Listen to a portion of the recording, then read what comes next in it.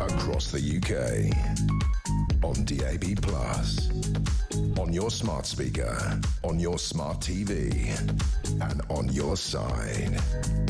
This is Talk.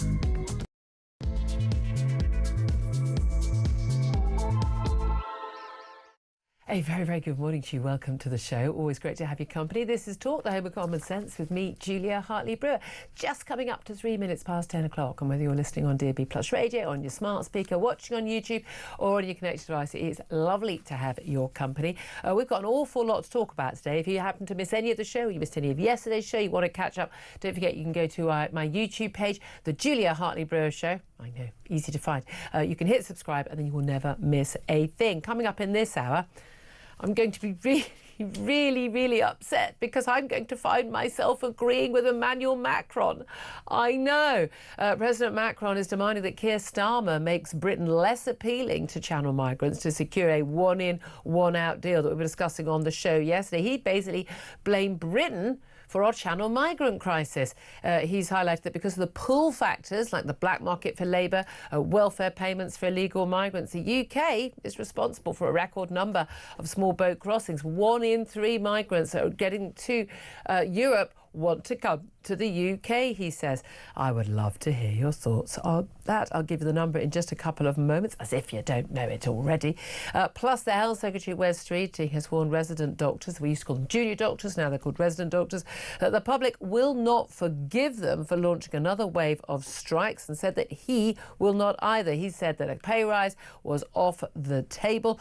Members of the BMA are looking at, voted for 6 months of strikes lasting into the new year. They've demanded a 29% pay rise. Slightly higher than the rate of inflation, I think we'll all agree. They want to go back to their 2010 sort of real terms wages. Well, wouldn't we all? Wouldn't we all? But, you know, life's not always like that. It's interesting to see the latest polling suggesting actually support for doctors going on strike has plummeted in recent months. Plus, extraordinary report from Sir Brian Leveson. He's issued an independent review of the criminal courts. He's a former senior judge, remember him from the Leveson inquiry into the media.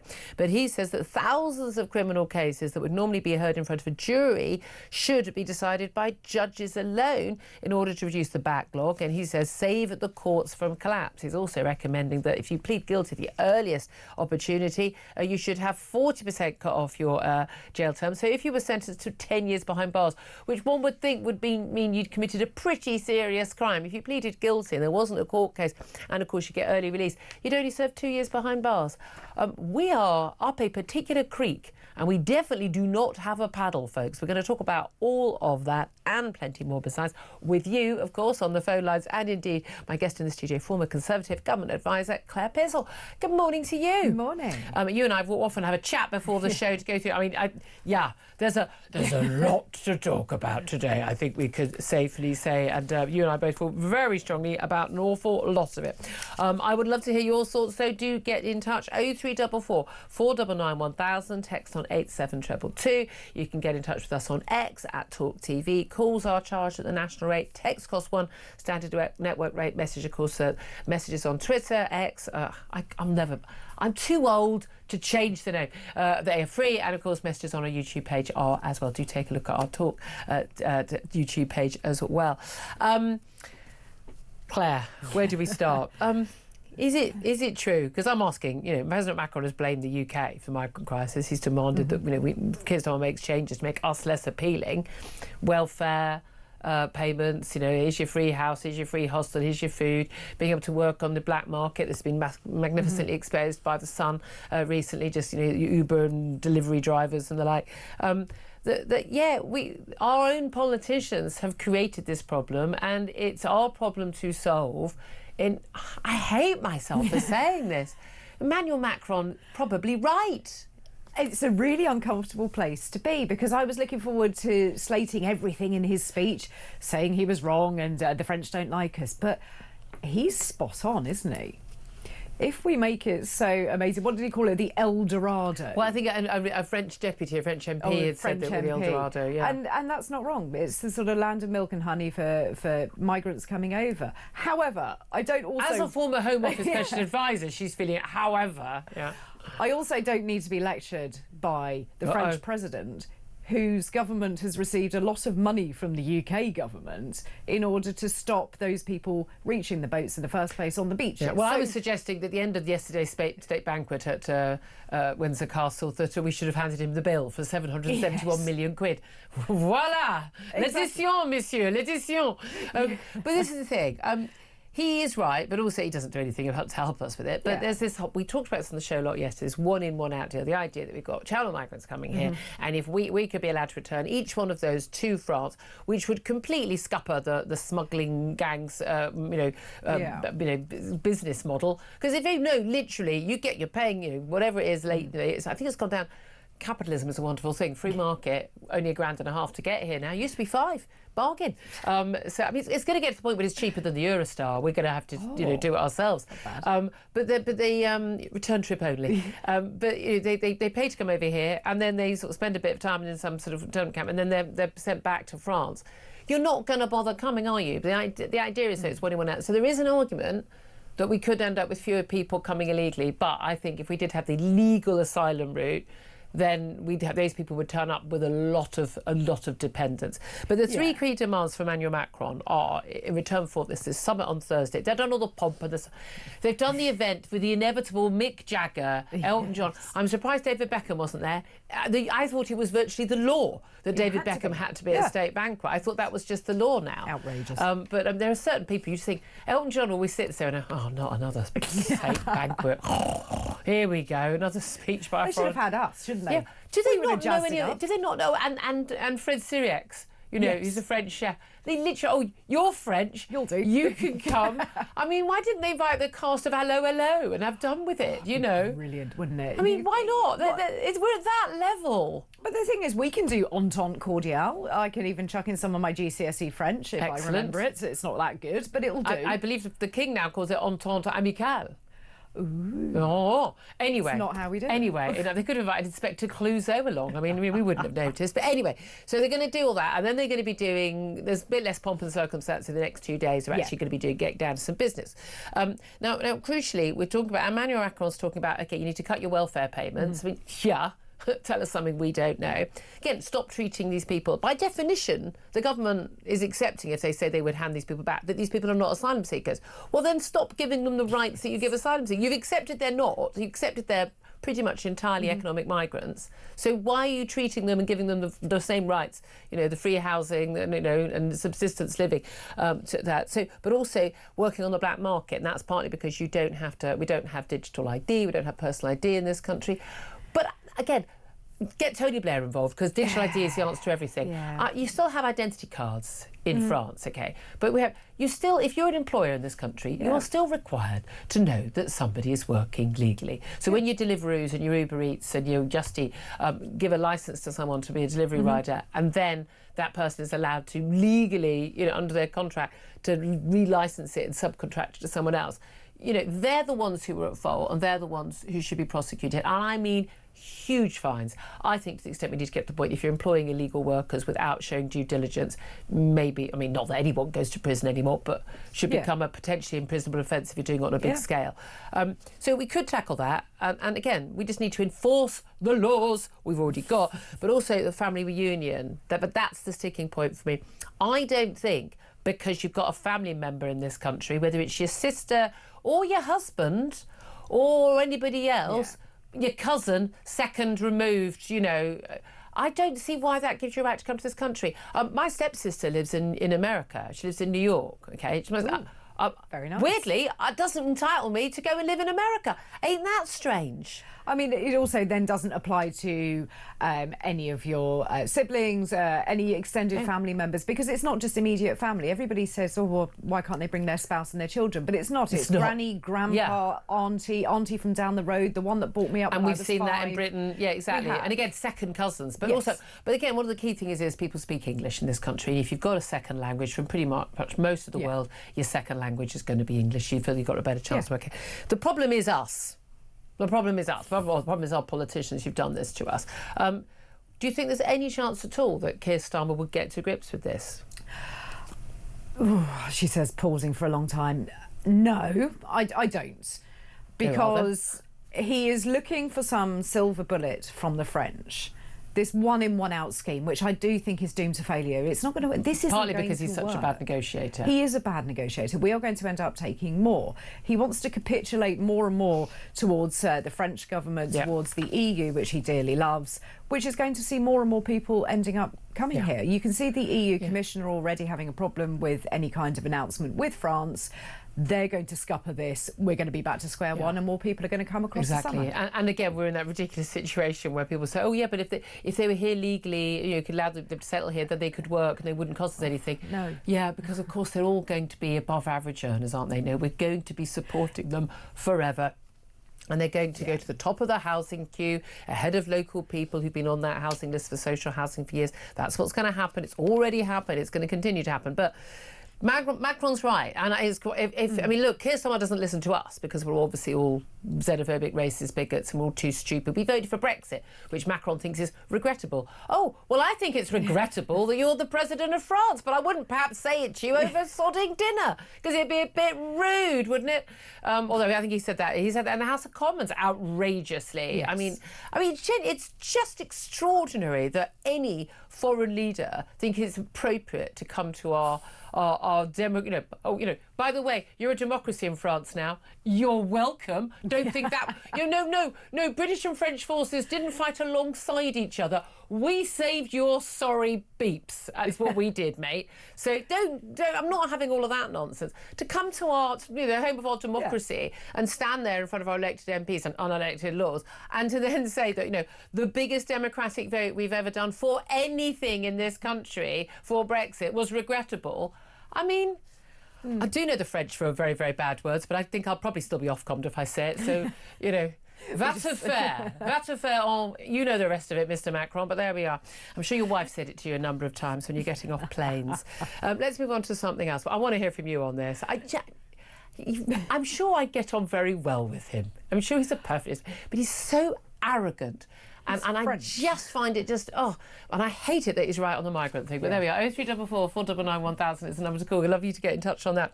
Let's talk about jury trials, because I've bored everyone with this. I was on a jury a couple of years ago, and I found it to be a heartwarming experience in the way that everybody was so engaged and wanting to do the right thing, and really, struggling with we want to make sure we've done the right thing by the person who's been accused and the person who's the alleged victim as well. And we found the accused not guilty. I think that was the right decision. But it really mattered to us, and everyone asking questions, taking notes. Really, obviously you're not allowed to discuss what happened in the jury room, but but it was really noticeable to watch people around the court how seriously everyone was taking it. And it gave me a real sense that justice is very much delayed in this country. But if you do go to a jury, the odds are you're going to get the right decision because people care. But jury trials should be scrapped for a huge number of people, including sex offenders, according to Sir Brian Leveson. He's a former appeals court judge. He did the Leveson inquiry into phone hacking. He has recommended that defendants accused of no less than 220 different kinds of offences should no longer have an automatic right to be tried by a jury of their peers. Now, 90% plus, well, you're in the Home Office, 90% plus of cases are only heard by magistrates. Yeah. So there's no jury there. If it's more serious, it basically goes to the Crown Court, and you have a right to say, I want to go to trial and plead not guilty. An awful lot of people, as we know, kind of, as the court clerk said when we were doing the jury the selection, an awful lot of people plead not guilty the 3 or 4 times they appear in court before this point. Suddenly, on the day their jury trial's supposed to start, they suddenly remember that they are in fact guilty. Now, they can still get some time off for doing that. Yeah. I think that's the issue. I think we need to say you need to be pleading guilty much, much earlier if you're going to plead guilty to get time off. But he has suggested not only that defendants should get a 40% discount on their sentence if they plead guilty at the earliest opportunity. So if you were going to get 10 years behind bars with early release, you'd only serve 2 years, which is shocking. That would be something like rape or something. But controversially, he says anyone facing a charge of that carries a maximum sentence of up to 2 years in jail would lose their right to opt for a jury trial. We're talking about assault of a police officer or other emergency worker, stalking, possession of an indecent photograph of a child, causing death by driving in an uninsured vehicle. He's also talking about a new division of the Crown Court with a judge and 2 magistrates without a jury, and that would be for cases with a maximum sentence of up to 3 years. Sex assaults, dealing or importing drugs, child abduction, violent disorder, assault causing actual bodily harm, sex with a child under 13, burglary, firearms, knife possession and fraud. I think we want to speed things up. Yeah. However, if you're accused of a crime that could lead you to spend 2 or 3 years behind bars and probably end your marriage, your career prospects, your reputation, and you are innocent, you should have a right to a jury. Do you? Yeah, you absolutely should. Because we've all know that there are those terrible miscarriages of justice, and you think, how many more would there be if you were just on a sort of fast-track service? Yep. Through judge and a magistrate stamping it off, going, yep, right, off you go, you're down. And we for see how 5 years. different judges give different sentences and different... and then they're called in and the overdue lenient sentences and all the rest of it. So we call them back in, and quite often they are rethought and redrawn. So I don't like this at all. No. And it was one of those situations where I thought, right, let's look at sort of the pros and cons and look at it properly, because maybe I'm missing something. Yeah. We need to speed up the system, absolutely. Does it need more money? Longer. It does need more money. I mean, Mike Gregg Wallace is just blaming the barristers. The barristers don't decide when the cases are being held. We don't have enough court time. We don't have enough judges. We don't have enough people. But they need to be running all day. They need to be running for longer hours. If anyone's been through the court system, I've been through the family court system. 10 o'clock in the morning, you may get seen about lunchtime. You're out by 3. Yeah. It's a very I mean, people have got travel time and things like that, but still, it's fairly non-functioning. There must be an easier way, and there'll be a lot of cases which go through court hearing after court hearing where someone's going to plead guilty, the evidence is complete against them, and they've got a string of convictions. There needs to be an incentive for those people to plead guilty at the earliest opportunity. But they know, if I say for jury trial, it's not going to be heard for 3 years, and then I wait those 3 years, and then I'll plead guilty and I'll still get some time off. There's no incentive for people to just come through the system. That's it in America, where people are often held on remand and you wait a very, very long time. 90% of people plead guilty, but they may be innocent. They just know, I'll be held for so long that even if I get off, I will have served longer than the time I might have got for it. It's not worth it. But I'm thinking some of those crimes, it's not like a speeding ticket. No, it's not littering. Crimes. This is something that could change your life. We've got the conversation. I mean, this links in with the post office. Having blood on its hands, and we talked about the story in the show yesterday. It's public inquiry showing that at least 13 people committed suicide, dozens of others considered and even attempted suicide because they were accused of something they did not do. Their lives were in turmoil. They lost their homes, they lost their business, they lost their livelihood, they lost their families. I mean, reputations. These things matter. I mean, when you see these stories about these people who, they've got a parking ticket and they go, no, I'm not paying it. I didn't park illegally. And they take it all the way to... I love those people. I love... Quite right, but you've got to be bloody minded enough. You absolutely do it. You've got to be really sure and happy to stand up there and defend what you believe to be right. Yeah. And there's nothing against that. But I do think that the right to have a trial in front of a jury of your peers is fundamental to our justice system. And we've seen that with Southport, haven't we? Yeah. You look at Lucy Connolly, who pleaded guilty on the basis that she thought she'd get a lesser sentence, but also she was told she could be held on remand for at least 6 months at the earliest. And she said, well, I'll get less than that, so I may as well plead guilty. I mean, that's basically the reasoning of what she went through. People go, she pleaded guilty. Yeah, but in that scenario, wouldn't you? But actually, people who have opted for a jury trial, they've got off. Yes. And they've got off for the very good reason that people are making sensible judgments that actually something you've written online doesn't necessarily mean that you're guilty of the crime of incitement or... Exactly, and there are times when that doesn't work, and there are people who are still awaiting a trial date who I feel should have been dealt with quicker. But again, we don't have that capacity in the system, so that needs to change. I would not remove the juries. I would increase the capacity. Yeah, and we'll have to pay for that. We'll have to pay for that. If you don't want someone who's alleged rape and someone who's been accused of rape who may be innocent, you don't want those people to wait 3 years to get justice done. Then we need to put more money we need to put more money into. And I think most people would appreciate that. We don't want dangerous people loose on the streets. Absolutely, absolutely. Or not dangerous people to have that horrible, accusation hanging over them, and victims to have to wait so long. I want to hear from you on this. I'd really appreciate your thoughts on this. 0344 499 1000. I don't know, have you been accused of a crime?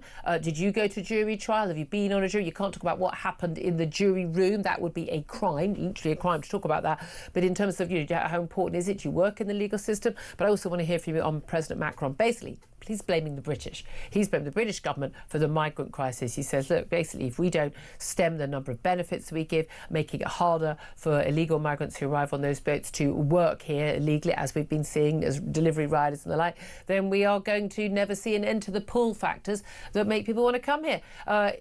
Is it terrible that he's actually right? What do you think? And do you think he'll actually, might talk Keir Starmer into making some of those changes? Give us a call. 0344 499 1000 is the number. This is Talk.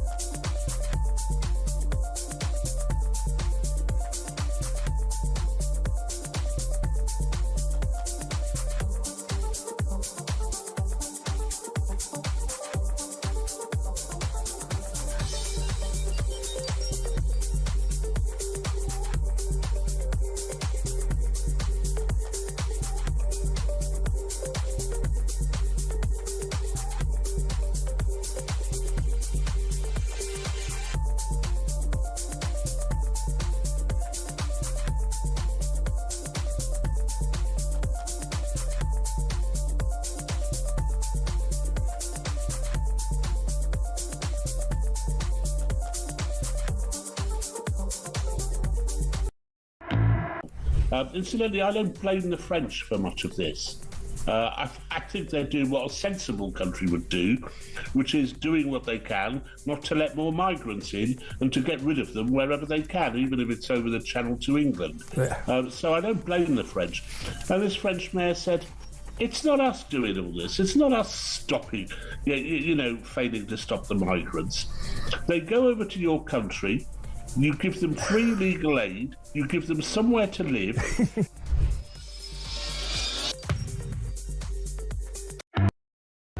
Across the UK, on DAB+, on your smart speaker, on your smart TV, and on your side.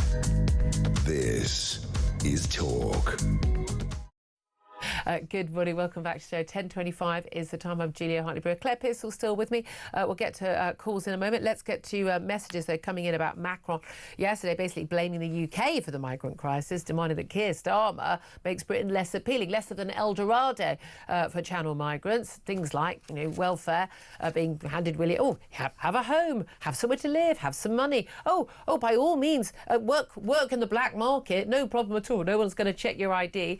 Have we not created part of that problem ourselves? I'd love to hear your reaction to that. Troy says, although he makes a fair point, it is still extremely ignorant to deflect responsibility if you're letting those people pass through France more or less unhindered. Well, that's free movement for you, isn't it? That's the Schengen zone, isn't it? Michael says he has a point. Why should France do our job for us? Also, we shouldn't be paying France a penny, indeed. Mary says absolutely 100% stop benefits of any kind, including housing, and then mass deportation. Ian says, I agree. Even the mayor of Calais said this. We give them everything. That's why they come. If I was one of them and the choice was living in a Calais tent or a 4-star hotel in the UK, all expenses paid, I know what I would choose.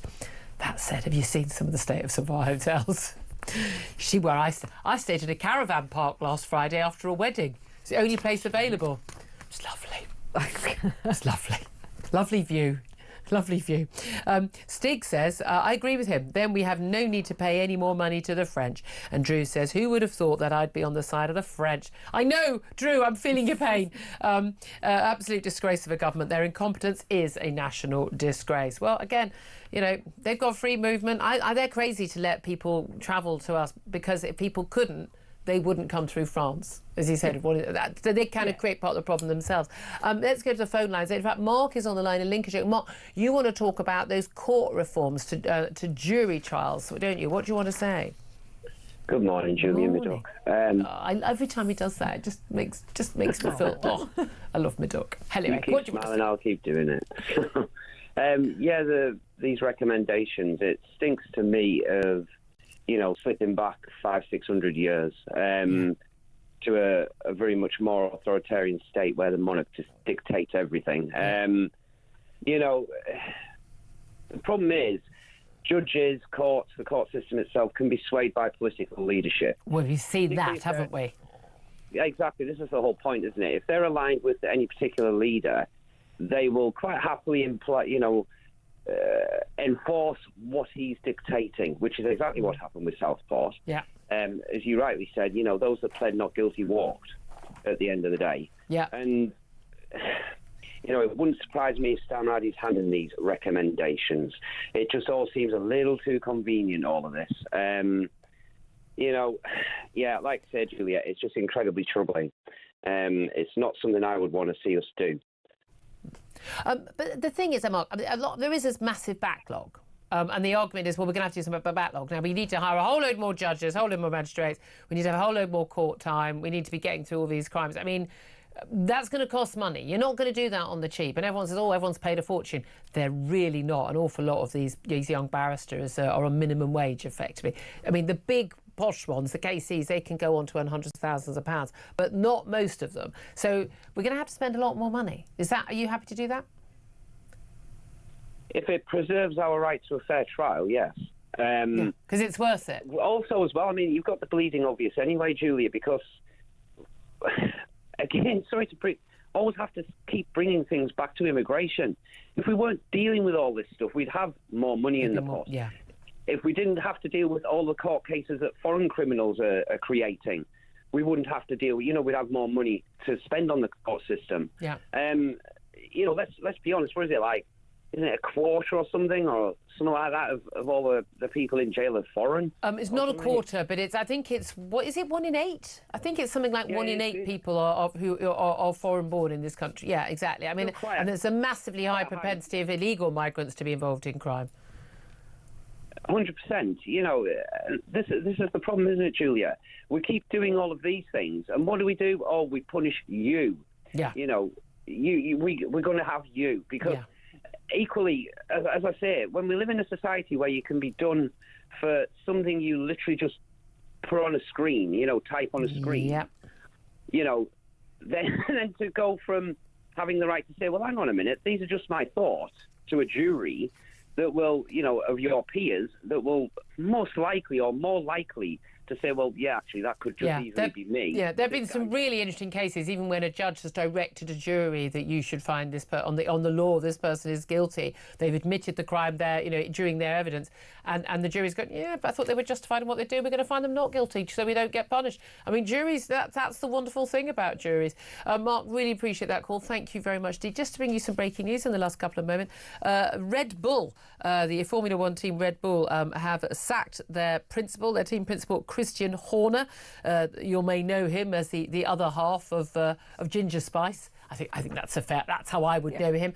But he's been with Red Bull since 2005. He's the longest-serving team principal in F1, and his exit comes a year on after he was accused of controlling behaviour by a female member of staff on the team. He's always denied the allegations against him. It's not clear whether this is in relation to this or not. Red Bull thanked Christian Horner for his exceptional work over the last 20 years, so he will forever remain an important part of our team history, but he has been sacked rather than chosen to leave Red Bull, so no doubt more developments on that coming up as well. 10:32 is the time. We're going to take a quick break, then we're going to be talking to Steve Baker, the former Brexit minister, former Conservative MP. We talked to him about, well, whether Macron is actually right, and lots of other big news as well. This is Talk.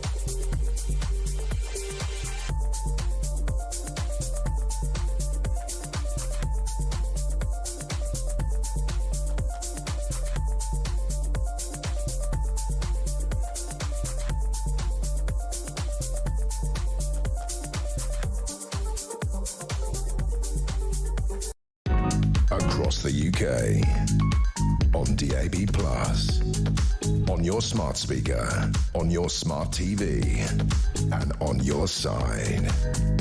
This is Talk.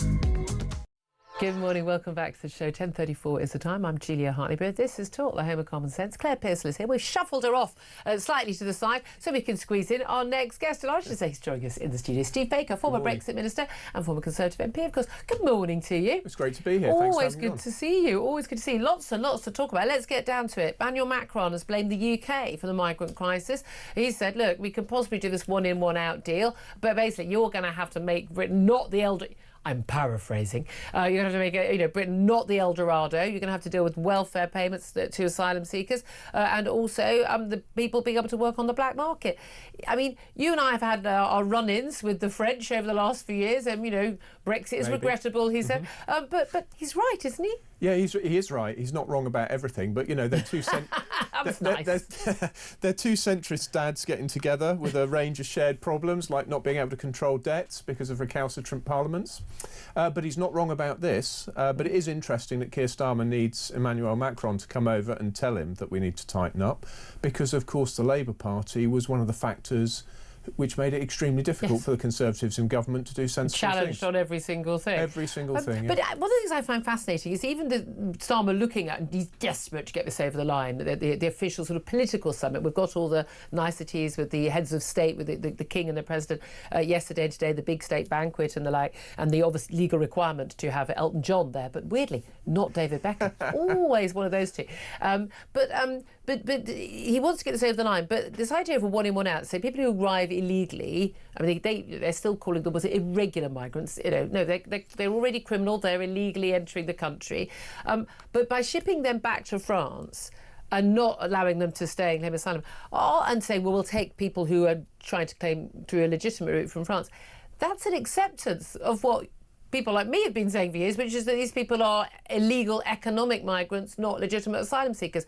The premise on which these people get all these benefits and the free hotel and everything is all based on the fact they're legitimate asylum seekers until proven otherwise.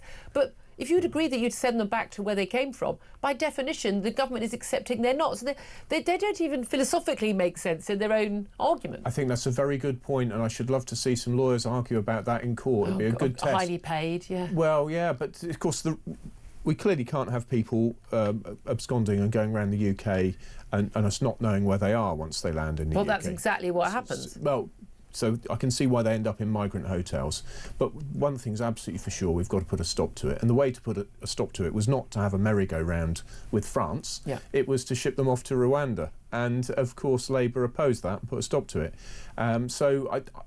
Yeah, I mean, a merry-go-round, one in, one out with France. I think you're right. I think you're probably right that there's a philosophical inconsistency, but I think that your listeners just want an end to put to this illegal People migration. have had enough of it. How much of the failures of the Conservative government, now you've left, but you were always, should we say, a critical friend, even when you were in government. Yeah. How much of this is something that the Tories failed to deal with because there was a lack of will, and how much of it was that you were scuppered every time by the courts, or because could have changed the law, could have got out of the ECHR, could have got rid of a load of asylum tribunal judges who were just saying, oh, of course you're a paedophile, but absolutely you should be allowed to stay because you've got kids here, or oh, I'm so sorry you don't like Albanian chicken nuggets, you can stay. These are the absurd cases, but they are very, very large numbers of them. Yeah. How much of it was a lack of will in the last Tory government?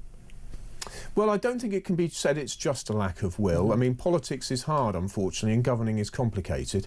So, for example, leaving the ECHR would have massive political ramifications in Northern Ireland, because Sinn Féin would use it to advance an argument, a false argument, about there being a threat to people's rights in Northern Ireland, and on it would go to try and advance a united Ireland. So it's a complicated problem to untangle. But on a number of fronts, we should have had a much stronger resolve to proceed. Things like dealing with the debt and overspending, and yes, dealing with migrants. But to say that it's a lack of will, which I've heard done from other political parties, it's not really fair. The truth is that getting members of Parliament who have their own misgivings and their own agendas to just get in the lobby, well, they won't, as Labour's just found, members of Parliament won't just do what they're told. They've got their own pressures. You never did. Well, I did when I was a minister. When I was a minister, I played by the rules. Yeah. You know, I adjusted my techniques to the roles and the problems that I faced. But yes, certainly backbench MPs can have minds of their own. Will have minds of their own. Very interesting. What did you make? I mean, you were a leading Brexiteer. You played an instrumental role in a number of different sort of movements by MPs to force action, whether it was Brexit, whether it was on tackling lockdown, and for which, by the way, I'm eternally, I know my audience, eternally grateful. I don't think people often don't realise quite how much happens behind the scenes that makes this stuff happen, and I know the role you played. President Macron, in our own home of democracy, in the House of Commons yesterday, said that Brexit was regrettable. Well, of course he did. He was bound But isn't that outrageous to say a democratic vote by another country's people was regrettable? Who does he think he is? The President of France? Well, exactly, yeah. No, I think he was always going to say that. But I think the real thing here is the subtext. Why is he here? It was as a reward to Keir Starmer for rolling over on fish and rolling over on hosting the European Political Council and so forth. And the truth is, Keir Starmer's really dancing to France's tune, particularly on fisheries. Yeah. You know, the whole trade and cooperation agreement is written so that if we withdraw from fisheries, it pulls down all of the economic cooperation, which means the barrier to doing it is extremely high. So and people have missed this, so we won't. So this is a problem then, because Keir Starmer's quite likely to lose the next election. So we'll either have Nigel Farage or we'll have Kemi Badenoch as Prime Minister pulling us out of fisheries, and they'll then run into this problem. So I'm afraid the French have managed to get Keir Starmer, if I'm allowed to say this, by the short and curlies. We've said a lot worse on this show. I mean, again, he's the worst negotiator in Britain. I'm completely convinced if he did do an asylum seal, we'd end up paying Mauritius a few billion quid. Just an extra few billion from Mauritius. Here you go, just out of the goodness of our hearts. He doesn't even want to do the things that we would want done. So, of course, he's a terrible negotiator. He can't get very much done. We know that. We know the state of the public finances. He's got the budget coming up in the autumn from a tearful Rachel Reeves. I mean, she might have been crying last week. We'll all be crying in the autumn.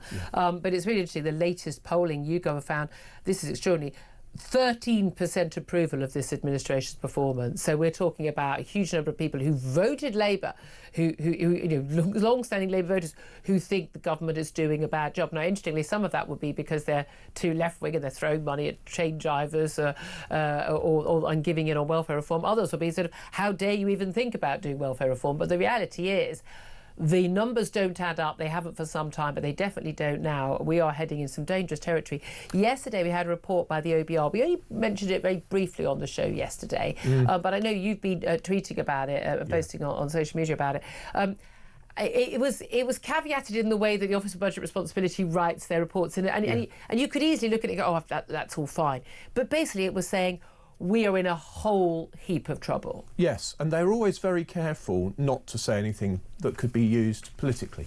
But in 2018, they were very clear that what this meant, it was unsustainable, that very large levels of debt, like 270% of GDP, would not happen because policy would have to change. Yeah. But when they say policy would have to change, what do they mean?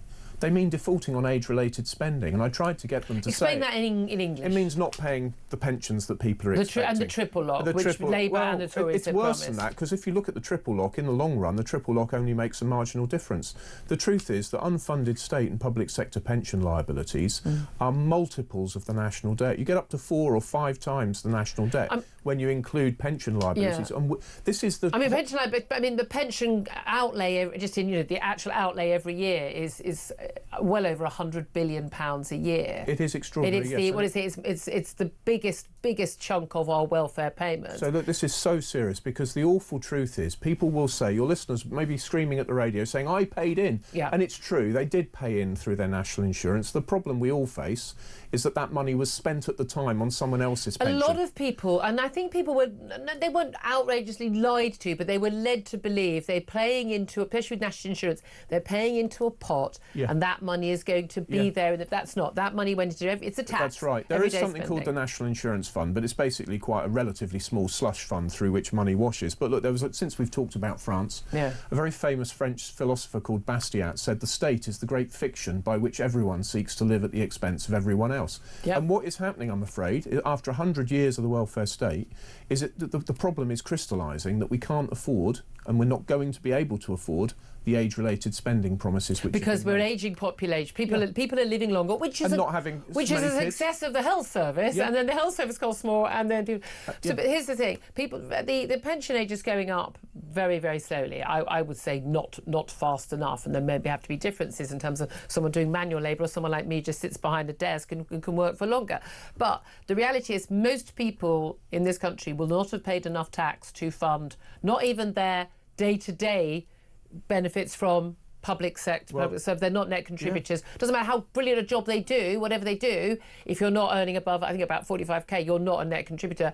It doesn't mean those jobs aren't worthwhile, and more worthwhile than perhaps what all the three of us do. They keep our civilization Well, exactly. They're the people who couldn't go into lockdown because we needed them. But they certainly have not paid enough to cover. So when they say I've paid in, like my parents and everyone else's, and people listening who are at pension age, the reality is that money is coming from day-to-day taxes now. But we've got a lot of young people, and we've got a lot of people in the office in their 20s and 30s. I mean, they're not going to have those sort of pension benefits. They won't exist. They've been absolutely sold a pup by the way that the welfare state has evolved over the years. House prices have been lifted way out of their reach, and I would argue partly because we've had chronic increases in the availability of debt. Look, if you create new money as debt, which is how it's done, and you pump that debt into house prices, of course house prices soar and also away. You don't build enough houses and you import another 10 million people. Yeah, but you know what? if you price houses in gold, they're about the same price as they were in the 50s, incredibly. It's extraordinary. It's not something I want to bore you with today, but so we've got to start thinking really seriously, and people are bound to say I paid in, and politicians have got to rise to the challenge of saying, yeah, I know you paid in, but other politicians in another age spent that money on somebody else. Sorry, but here we are where we are. Keir Starmer is not the man to do that. No, he's going to be a disaster. Everything is going to be worse. His parliamentary party, having trained itself for 14 years to complain about every single spending cut. However, I mean, we were arguing that welfare reform was a moral cause from 2010, and they wouldn't have it. People like Rachel Reeves were using words like cruel. And having trained themselves now, it's biting Keir Starmer because he needs to do some welfare reform and he plainly can't do it. That government now has imploded. They're going to limp on for 4 years. They're going to make everything worse financially. And what I'm really engaged in here, I've got a project called Fighting for a Free Future with the think tanks. What I'm engaged in is trying to create a terrain of debate at the next election whereby we've got even a remote chance of being fair to particularly young people by confronting these problems in an honest way. Again, I think honesty is absolutely the crucial thing, isn't it? Steve, just did that, but just bringing Claire Pearsall. I mean, okay, you were both, a Conservative advisor. He was a Conservative minister. So I don't have too much agreement necessarily, but I've always said part of the issue is that voters insist on politicians lying to them and pretending that they can have, we'll do this, we'll spend money on that, we'll spend money on that, but don't worry, your taxes won't go up. Someone over there, and we've got that at the moment with Labour saying put wealth taxes up. Yeah, we do. And unfortunately, I think the public aren't quite of the mindset that sometimes you need to make these really hard decisions and it's going to be painful for a short period of time, but actually in the future it's going to be painful for a long period of time. The numbers don't add up anymore. It depends what you're looking at, and it depends if you're looking at pensions, it depends if you're looking at childcare costs or whatever it is. Some people will have more pain than others, and life isn't fair. Do we need to do Blade Runner style thing? And I'm thinking, well, how old are my parents? No, we do not. Around 80, we just go, that's it, you've had your innings. No, look, let's be honest. It is possible to return to growth. My friend Lord John Moynihan's written a book called The Return to Growth, and he's set out a very clear plan to do it. I wish I'd written the book. It doesn't involve wealth taxes, that's for sure. It does not. It involves cutting spending and taxes and going for growth. There you are. Then saw him last night. He's going to be very, very happy with that mention on air. Big thank you to Steve Becker. Come back in the studio again, former Brexit Minister, former Conservative MP. 10:48 time. Up next, we're going to be talking to the human rights lawyer, Mark Stevens. But no, he's really nice, really. But about the idea of having jury-free trials for some really serious offences. But is that the future? This is Talk.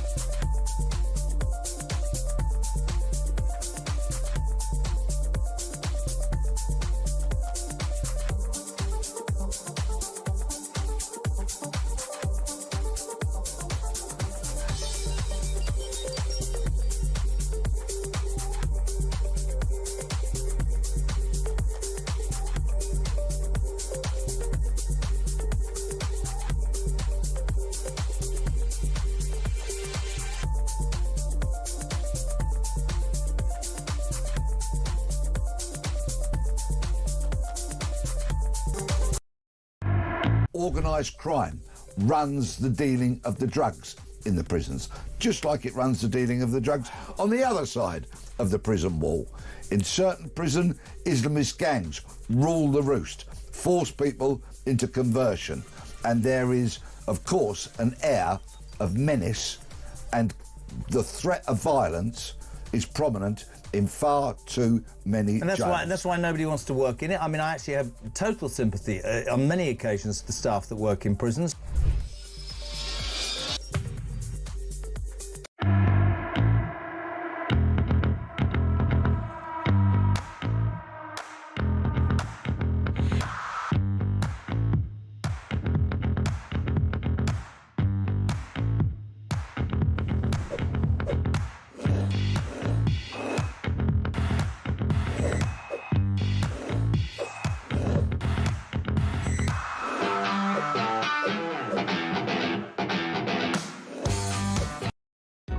across the UK. On DAB+, on your smart speaker, on your smart TV, and on your side. This is Talk. This is Talk, the Home of Common Sense. 10:51 is the time. Let's talk about jury trials and whether or not you'd actually be, well, even allowed to have one if you were accused of, frankly, some very, very serious crimes. Let's talk to Mark Stevens. He's a human rights lawyer and joins us. Very, very good morning to you, Mark. Morning, nice to be with you. I'd like to point out to everyone, you're one of the good human rights lawyers. We don't genuinely like them on this show, but we love you, an old friend of the show. This is as a result of a review led by Sir Brian Leveson, a former appeal court judge, him of the Leveson inquiry over phone hacking. And he has basically said we should actually have a whole load of offences, 220 of them, where people should no longer have an automatic right to be tried by a jury of their peers. Instead, there'll be a new division of the Crown Court where a judge and two magistrates would sit with the jury to rule on some offences. Also, just the right to actually have a jury at all. It would just be a judge. And these would include offences like assault of a police officer, stalking, sex assaults, dealing or importing drugs, child abduction, violent disorder, assault causing actual bodily harm, ABH, sex with a child under 13, burglary, firearms and knife possession and fraud. I was under the illusion that being tried by, 12 of your peers was the absolute cornerstone of our justice system. This isn't being done for littering or a parking offence. These are serious crimes. How on earth can we take away the right to a jury trial from them? Well, I think we've always accepted that some cases needed to not go to a full jury. So, as you say, the more minor criminal offences have always been tried in magistrates. And of course, magistrates originally were people's peers, albeit usually their betters. And now we're thinking of having, we've got too many people going through the system. And part of it, this is being driven by the fact that lawyers always say, if you've got the chance to go for a jury trial, go for the jury trial because you're more likely to get off. Yeah. And so as a consequence, the cases that were being dealt with optionally in the magistrates' court are no longer being dealt with there. They're going up. And so we've actually had an increase in the number of people opting for jury trial. But am I not right in thinking, having done jury service a couple of years ago, and the court clerk said, look, an awful lot of people have pleaded not guilty the whole way through, but today today they've suddenly remembered they're guilty on the day of the trial. Is there actually an argument that actually we just need to say that there's not going to be a benefit to getting time off any possible sentence if you plead guilty at that late date, so we can stop all of that faffing and delay and extra cost? Yeah, so Sir Brian has brought in this idea that people should get 40% off their sentence if they're pleading guilty earlier. And that's the idea, is to give them, where they know they're banged to rights, essentially an opportunity to do a lesser term. But we have to look at these reforms in the whole, in the round. So clearly they're designed to process people more quickly, but perhaps more significantly to put more people into the community. And of course, our probation service isn't being dealt with. It's not getting more funds, yet they are going to have to deal with more people. And of course, in prison, we're still not doing rehabilitation. It's a golden opportunity to teach people a trade, whether it's plumbing, woodwork, whatever it happens to be. We've got a couple of prisons that teach people to be chefs, and that has been an enormous success. But otherwise, prison is nothing more than an educationship, an apprenticeship for a life of crime. Yeah, and we've had the HM inspector of prisons only yesterday pointing out people 22 hours sitting in a cell on drugs, watching daytime telly. Hello to my viewers. But who knows? You're welcome for wherever you're watching.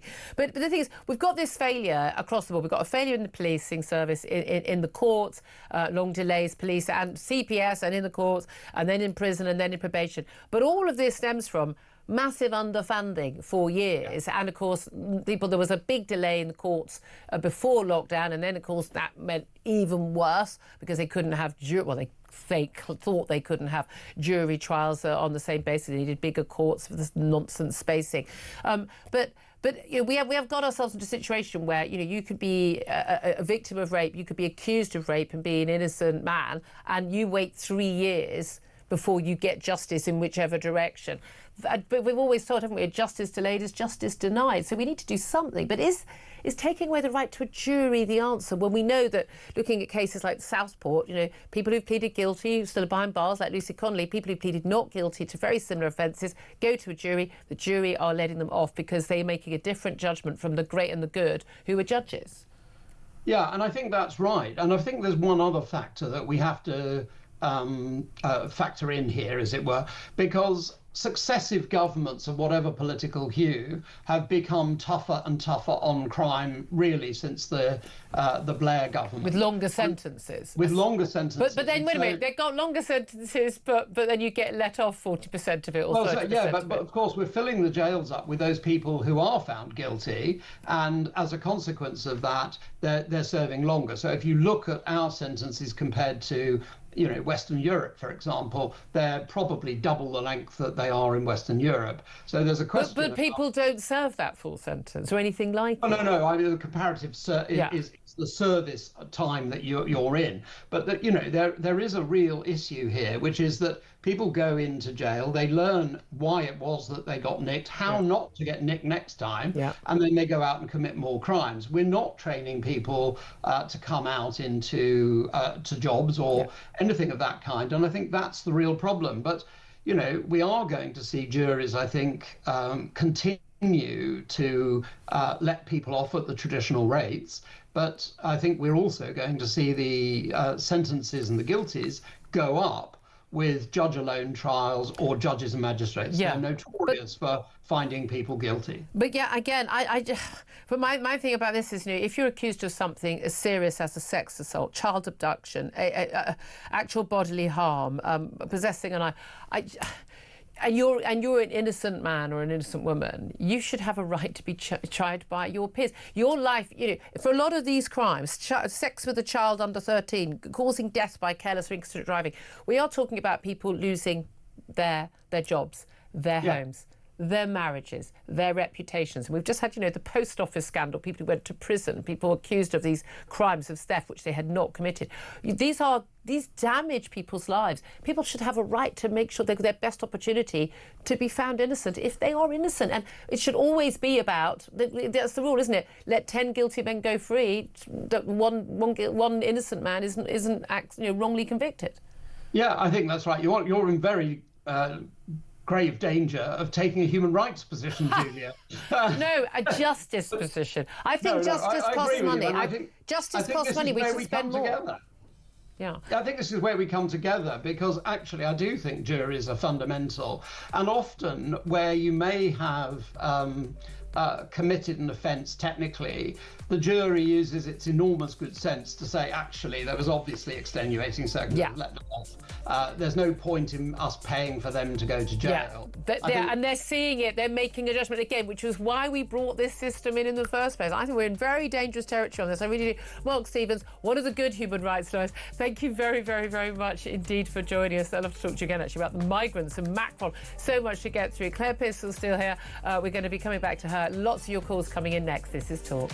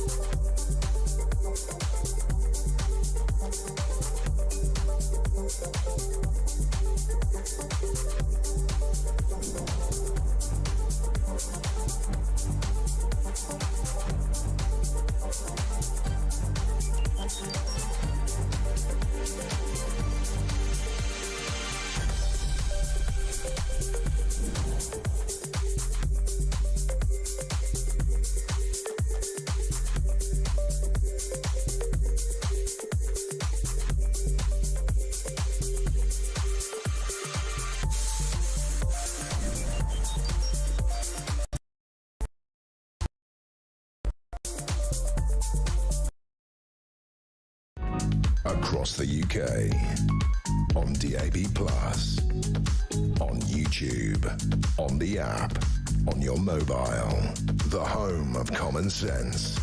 This is Talk.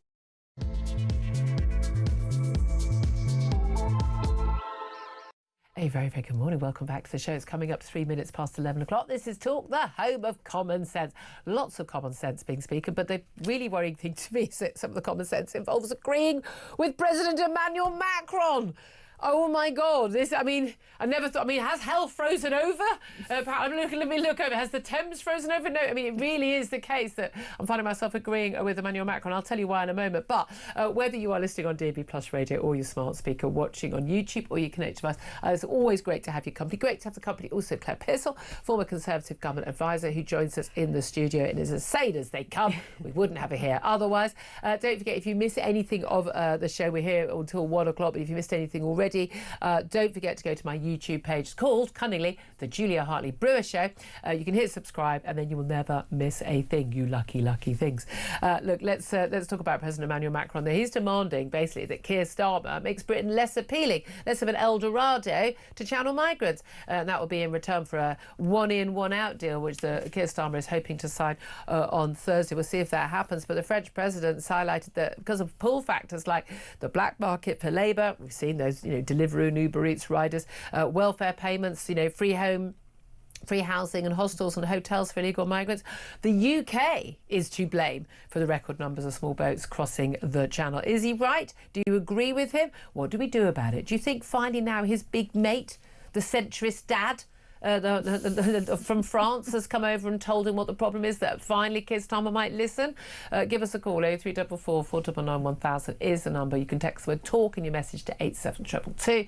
You can get in touch with us on X at talkTV. Calls are charged at the national rate. Text cost one standard network rate message. I'd also love to hear your thoughts actually on that conversation about jury trials, which should be scrapped. It would be thousands of criminal cases, including things like assault, sexual assault, burglary, and to cut the court's backlog. But is that the answer? Imagine if you were falsely accused of a crime you did not commit and you don't get the chance to go to a jury trial. I have to say, a bit too big a risk for me, I would say. It's bound to happen.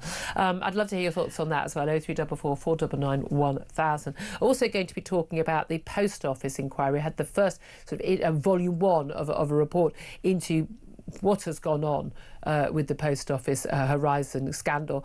And basically the campaigners, quite rightly I believe, said that the Post Office has blood on its hands after the public inquiry revealed that at least 13 people were driven to suicide, at least. Dozens more actually attempted suicide or considered suicide seriously. Many people lost their marriages, their homes, lives destroyed, became alcoholics, depressed, because they were falsely accused of wrongdoing. End of story. People need to go to prison for this. Also, we're going to be talking about the Southport attacks, because the Southport murders were the result of a wholesale and general failure to stop the killer, Axel Rudikabana, in the lead up to the attack. That is what another inquiry, which opened yesterday into the attacks, has found. Rudikabana's ability to access violent material, to buy knives online at a young age, as well as his capacity to leave home unsupervised to commit the massacre, were all cited as major factors in the failure. More on that in this hour too. So it's all light topics today, everybody. It's all just, flowers and gambolling lambs today.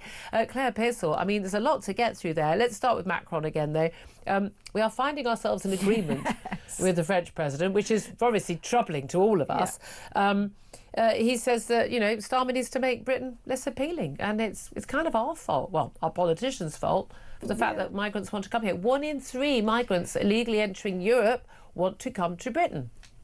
And he's right, and it's very painful. And I think, as we said previously, I don't want to be lectured by the French, but I do think he's correct in this instance, that it is too attractive in the United Kingdom. There are too many things on offer, and other countries are a lot tougher on migrants crossing their borders. Yeah. So we do need to look at that. That's not to say that we need to go down the route of not having anybody, because we do take genuine asylum seekers in this country. We have a proud nation of rescuing people in need. However, we aren't maybe going not to be 1,000 the open a door. day. Maybe not Absolutely. 1,000 a day. Should I go out on a limb here? Yeah, I do think you're right, but I also feel that the French have a part to play in this. So please don't lecture me when it comes to that. When we've You've paid got all that open money. borders within you. You can basically once you land on on a Greek island or an Italian island, or you get to the eastern borders of the EU. Although they've done a pretty good job of cutting off that access. You are in Europe, and you are never going to have to leave. And and his argument is that you'd rather come to France because instead of living in a tent, unable to work near the Calais beaches, you're basically put up in a hotel. And we might go, some of these hostels and hotels, they're largely not in the 4-star ones now. Better than a tent. They're better than their lives are back home. Yeah. Well, but well done. But I don't see why that's my problem if their lives back home. Maybe they should stay in the countries of origin and try and make those countries better, like people did in this country to make our country a better place and build our democracy and our economy. It didn't just happen. We weren't lucky. People in Britain built the rights and the life and the economy and the infrastructure that we've got here. It was Britons who did it. Not immigrants, it's Britons who did it. And I really, really, really think we should be more aware of that. But as I was putting to Steve Baker, former government minister, on this, if the idea that even Matt Starmer would say we would do one in, one out, he's accepting these people aren't legitimate asylum seekers. Otherwise, he wouldn't ship them back to France, right? Yeah. And then take apparently legitimate ones and all of their extended families, their second cousin once removed. But once you do that, then, why, if you can accept that they're not legitimate asylum seekers, why are you putting them in hostels and things? Why are you not putting them straight in prison? Yeah. I mean, I don't know about you, I'm quite happy for a prison placement, but we wouldn't have to put loads of people in prison because they wouldn't come, because it wouldn't be worth their while to be here. Well, that's it. Because there is no deterrent for those people, they're going to chance their arm at getting across the channel on a boat, because what happens when they get here? They're going to sit in accommodation paid for by the taxpayer. They are going to have their cases looked at properly because we are a proper country and this is and what it'll take 2 years at minimum to do it. Minimum. And then we won't get rid of them either because we don't really know where they're from and we can't do it. And they don't like Albanian chicken nuggets. Absolutely. And we'll just go, oh dear, terribly sorry, and clutch our pearls and let them stay. So they know that. So you are going to chance your arm at coming over. And meanwhile, people say, well, how are they surviving on like £35 a week? Well, start if you're in a hostel, you're getting your food paid as well. Yeah. It's because they're working illegally. That's part of the deal. Yeah. Oh, by the way, just some breaking news. We heard yesterday about the NHS resident doctor strike announced by the BMA. They have just announced. I just came off my screen. If someone could just shout in my ear the date they just said they've already announced some strike dates. So very interesting. Just coming on to that, interesting. The Health Secretary Wes Streeting, who happily said, oh no, have your 22% pay rise when they came into office last July, way above where other NHS workers were getting. But he'd warned resident doctors the public will not forgive them for striking. He said, and nor will I. Leaving aside the incorrect use of the word nor, neither will I is the correct use. I'm just saying, I did English A level, mate. You need to. I feel very strongly about the word nor not being used when it shouldn't be. Pedant's corner here, but there is really noticeable. It's really noticeable how much support for doctor strikes has gone down. Yeah. And it's very noticeable. And we saw, there were sort of well over sort of like 2/3 of people saying, yeah, fair enough. Last year, this year, it's down to about 30%. And part of that is about you got a big pay rise. They're now asking for 29%. They want to go back to where they were on inflation to the real terms where they were in 2010. The reality is, the 25th. The first one will be 5-day strike from the 25th of July. Already. So we're talking in a couple of weeks' time. That is quite extraordinary if that is going to head so far. That is basically a shot across the bow for Wes Streeting. He said he's not going to give them that pay rise. What do you think? Good on him. Because I think that the Labour Party brought this upon themselves by offering all of the pay rises up front to all of the people that moaned about it. Absolutely. Anybody that said we've been dealt with badly, we need money, they got it. I think that pretty much all of us knew it wouldn't stop there and they would come back for more. I think some of us may have said it out loud and warned them. I think so. I think they did. And they would be right, because it's inevitable that it's never going to be enough, it's never going to be fair. And I think the general public are supportive to a degree. They like the work resident doctors do and they see that these people are qualified and they work hard. However, they also don't want a 2.5-year wait to be seen in a hospital by a consultant for the pain that they're in, wherever that may be, knee, hip, arm, whatever. So they don't want that. So they're not going to have that. But there's also a view view the that delays. I mean, again, there was always public sector workers. They had their pay freeze either zero or a pay freeze, or like a 1% increase, and it was it was very during the austerity years. Yeah. And welcome to the real world, the private sector, where, by the way, 80% of people in this country work, not in the public sector. You'd never guess that, would you, from the way people talk about the public sector all the time? Those people hadn't seen above inflation pay rises for about 5 years beforehand, and didn't have those periods either. Most people are not, if you're in the same job, most people are not on the same money they were in real terms they were in 2010 because of austerity, because then we had lockdown and the paying for all of that, and then we have the energy rises and massive inflation, 11% plus at one point.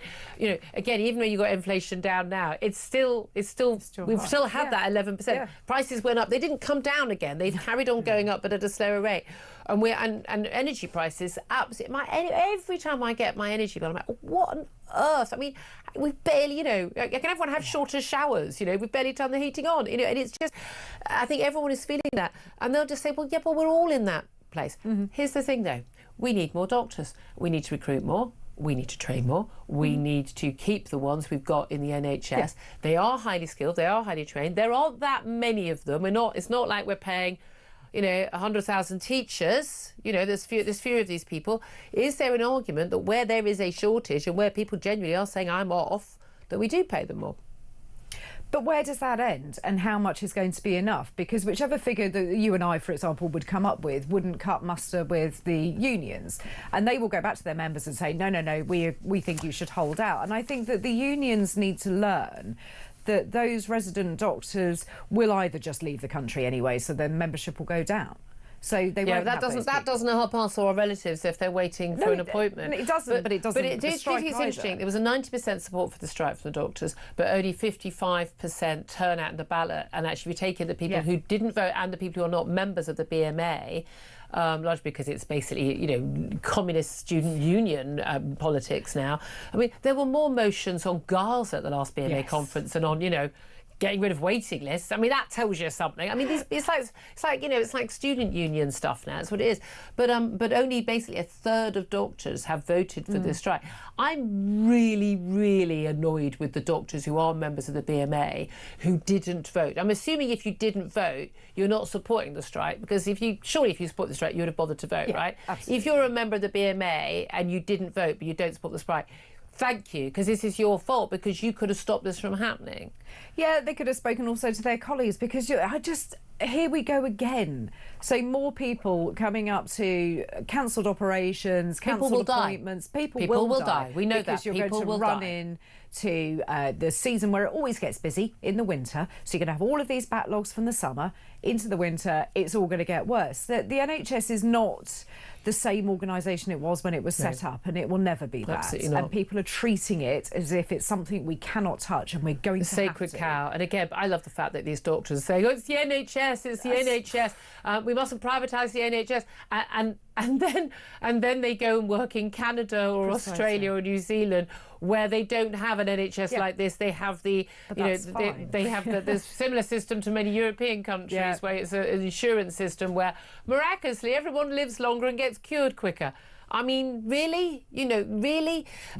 Let's talk about, look, where people did die, realistically. Post office, campaigners say the post office got blood on its hands after its public inquiry. Volume 1, so much more to come on this, but the Horizon IT scandal, at least 13 people were driven to suicide, dozens more contemplated or attempted suicides. People's lives are utterly devastated. The human cost to this was huge. People losing their reputations, losing their homes, losing their savings, losing their marriages, their families. The abuse, we've spoken to so many people, and we're going to speak a little later in the show to the daughter of a woman accused of this. The damage has been huge. People actually, serving time behind bars. But also that was highlighted the abject, and it's not a failure because I think it's deliberate. The government system set up 4 different sort of systems for claiming compensation, and it's all being run by the post office and the lawyers for the post office who were part of the problem. That is an abject failing by the government that you worked in, isn't it? Of course it is. I told you she was saying. It is absolutely shameful that you allow the post office or any of their supporters, which are the lawyers basically, anywhere near a compensation scheme.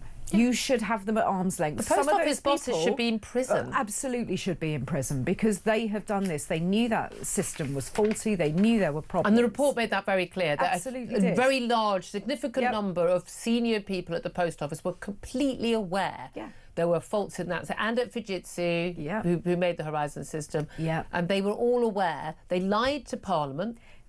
They've lied in court. And they're still roaming around and they're allowed to negotiate compensation with these people. It has taken too long. It has taken an ITV drama to pull this up in front of everybody else. Isn't that because it was very complicated. We covered it on the show before then, and there were some magnificent campaigners who did some amazing work, and we had some peers, some MPs, and others who were working alongside Mr. Bates. He was the star, obviously, of that. So the post, Mr. Bates versus the post office, or whichever way round it was. But it was so good. But that brought it to public attention. But it is so extraordinary because we've got the infected blood scandal. We've got to report that. There's so many inquiries and reports. You know what? They're all of them, whether it's a medical issue, whether it's the Southport inquiry, whether it's the inquiry into any other death or any other problem, it always comes back to the same thing. Abject incompetence on behalf of the authorities, cover up, an urge to protect institutions' reputations, or grooming gangs. A shrug. It doesn't matter. I mean, these people at the post office. No, it's not like you knew the post office system wouldn't really work, or the people who were allowing infected blood to be given to newborn babies and haemophiliacs that killed them. You knew it was unsafe, but never mind.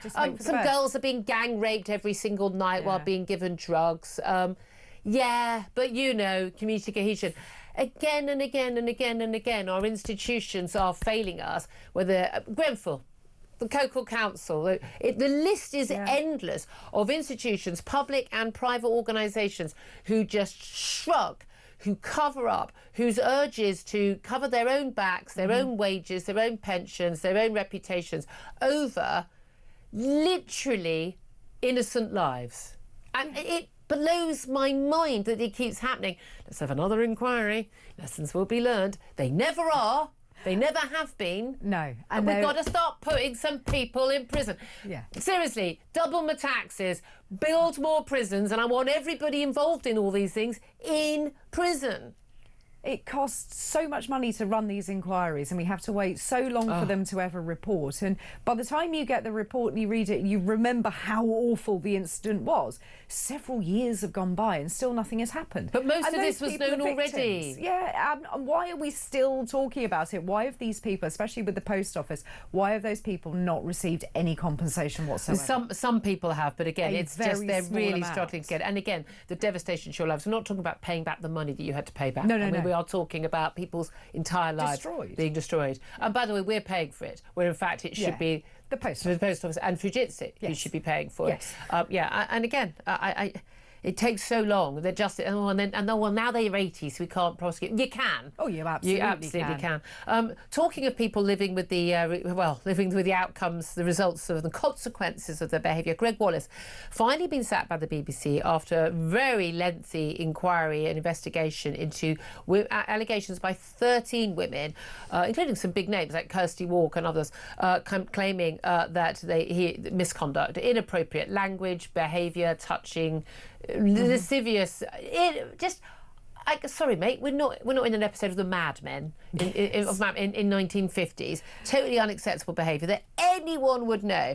He is now being sacked. Another 50 people, we're told, pretty much all women, have come forward, say they've been groped, they've been touched, he's dropped his trousers, exposed himself to them and the like.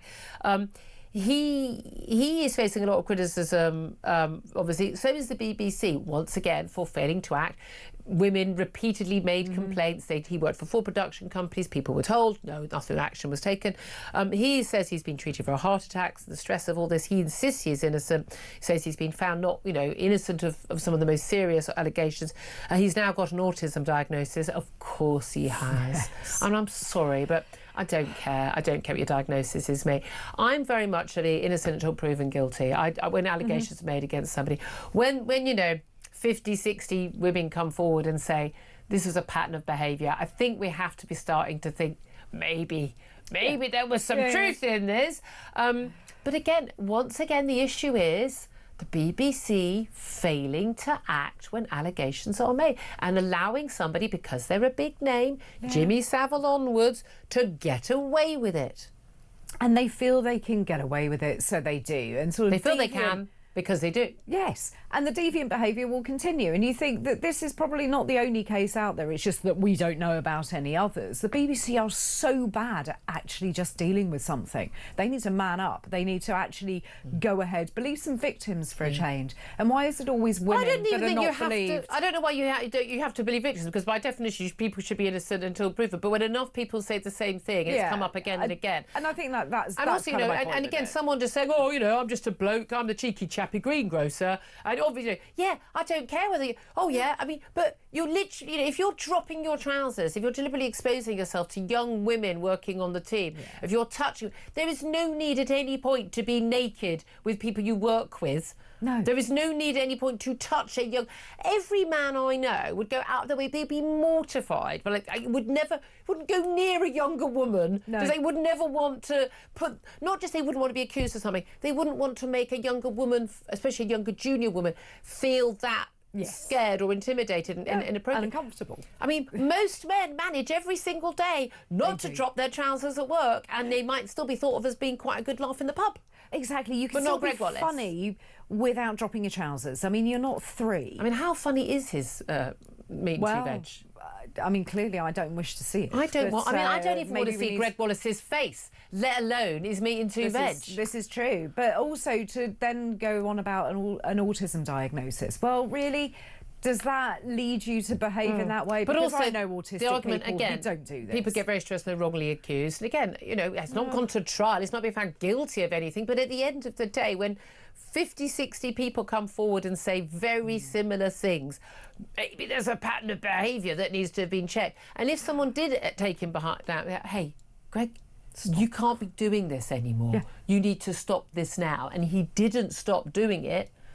Then why was no other action taken? The young women were clearly expendable. Exactly. And I would have been the first one there if I was in management to say, right, you, here, don't behave in that manner. You're such a big name. Really, Tough. I mean, with all due respect, you're not, you're not Sean Connery. I mean, you're presenting a cooking programme. But there we are. Anyway, love to hear your thoughts on that as well. 11:25 is the time. We're going to take your calls, 0344 499 1000. Love to hear your thoughts on Macron. Is he right blaming the UK's welfare El Dorado for the reason why we have got the Channel migrant crisis? Love to hear your thoughts on jury trials being scrapped for some of the most serious offences. Love to hear your thoughts on the post office. Do they have blood on their hand? Gregg Wallace, you name it. Give us a call. Love to hear from you. This is Talk.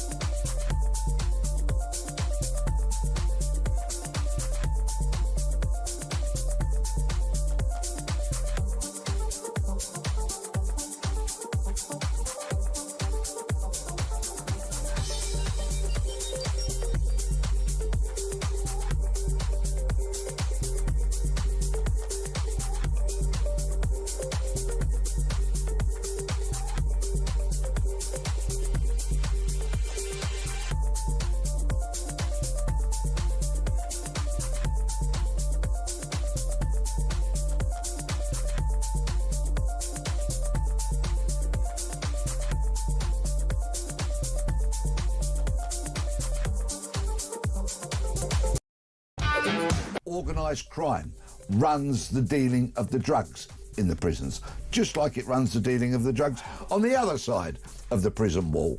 In certain prison, Islamist gangs rule the roost, force people into conversion, and there is, of course, an air of menace, and the threat of violence is prominent in far too many and jails. That's why nobody wants to work in it. I mean, I actually have total sympathy on many occasions for the staff that work in prisons.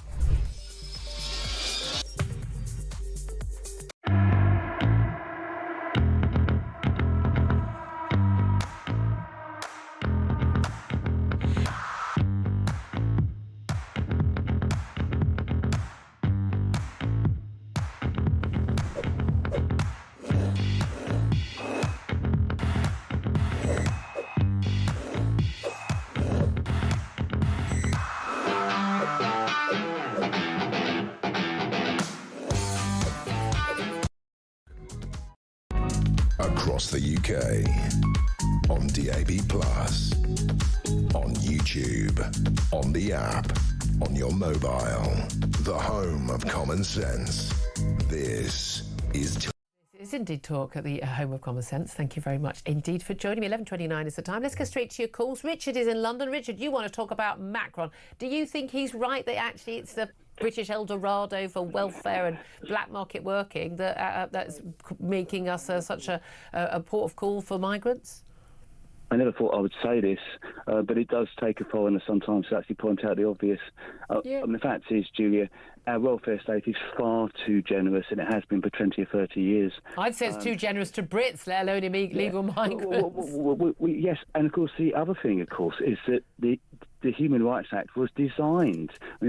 Blair's Human Rights Act was designed to open our borders forever, because as someone like Rafe Hayder or Manku has argued, Labour know that certain immigrant demographics are about 80% of them are more likely to vote Labour.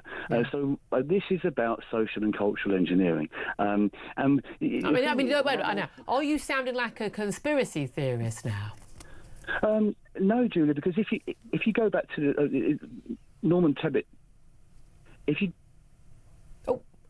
Richard, your line's breaking up. Can you hear me, my love? Oh, now the conspiracy theorists will be all over that. Yes. Nobody start. I mean, if we can get you back, we will try and get you back on. Oh, we've got you back, Richard. Sorry, our line went dead.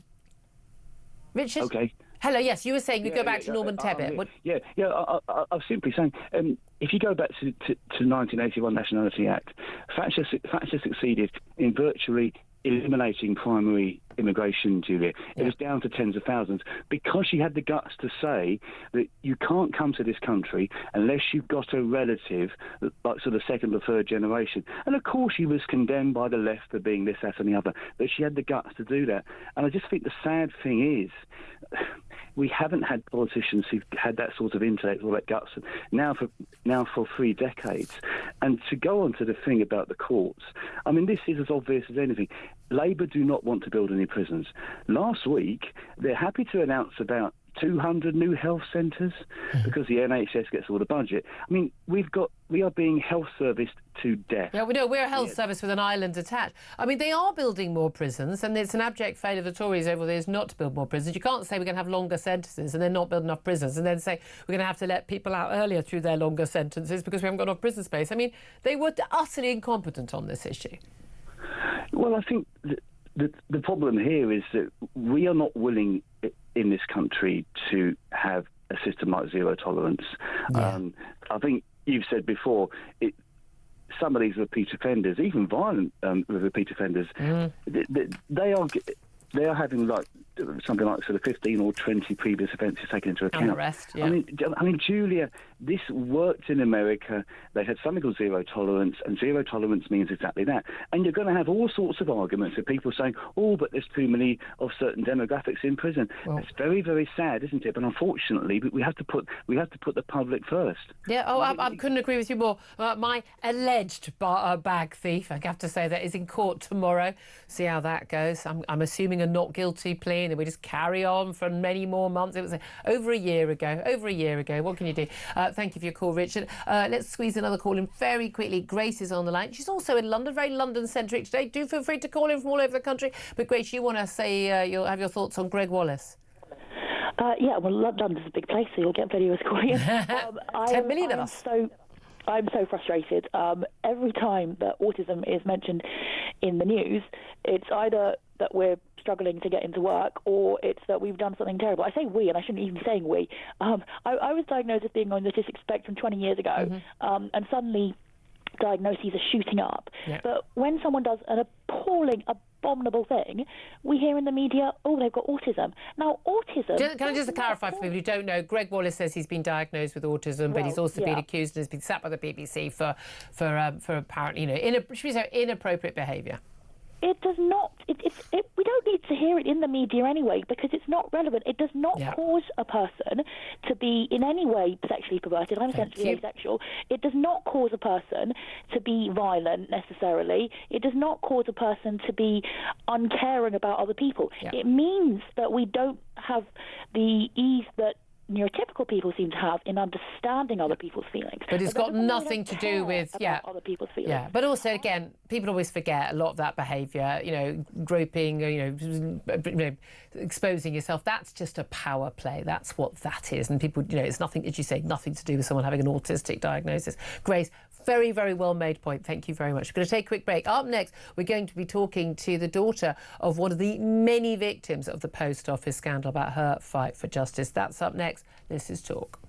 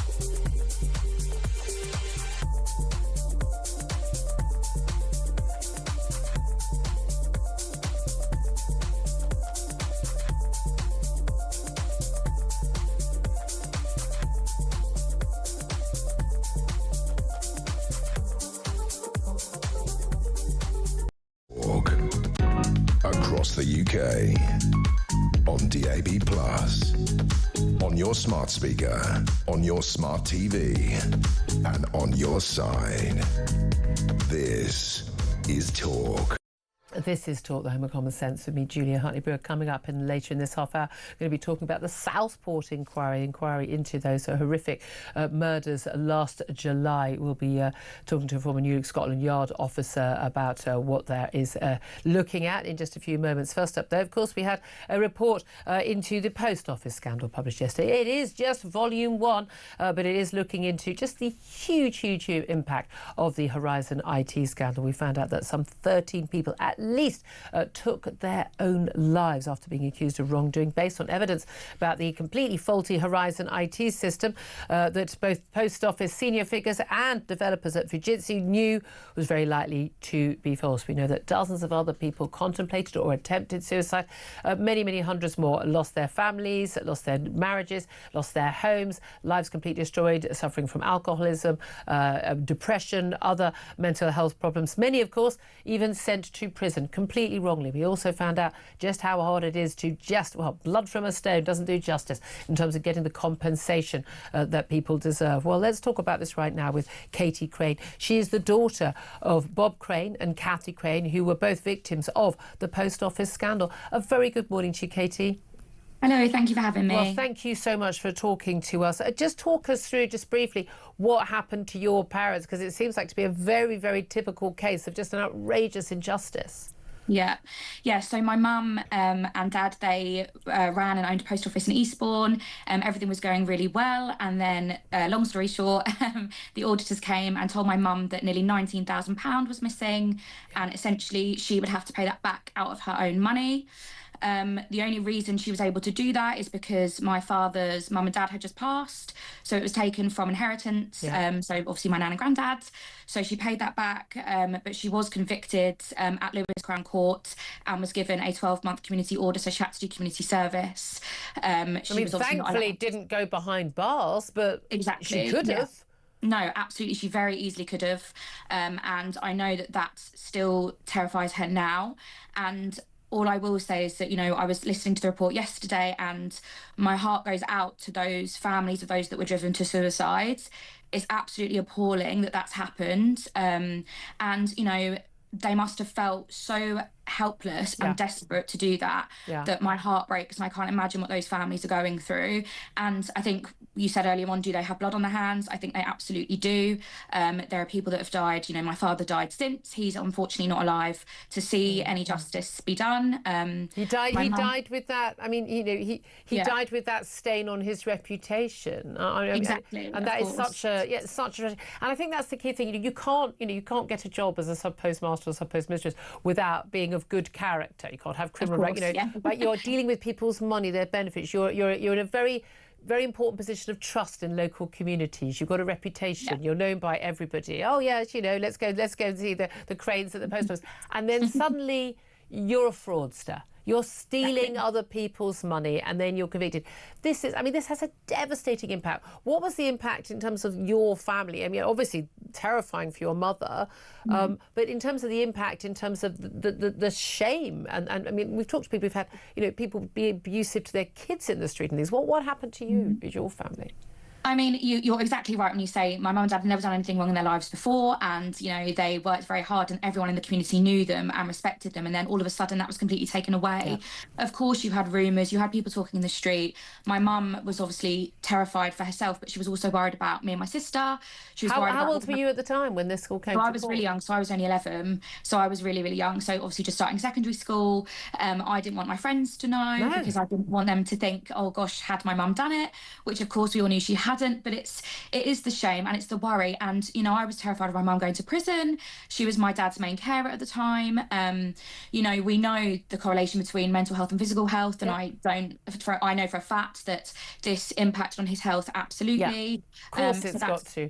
And what about in terms of the impact in terms of family finances, which also matter? People have worked really hard to provide a safe family unit and a home for their children. Suddenly got a conviction for fraud. Very difficult to get another job. What happened to the family home? And I mean, obviously we were living in the post office, so we moved out of there because obviously we had no choice.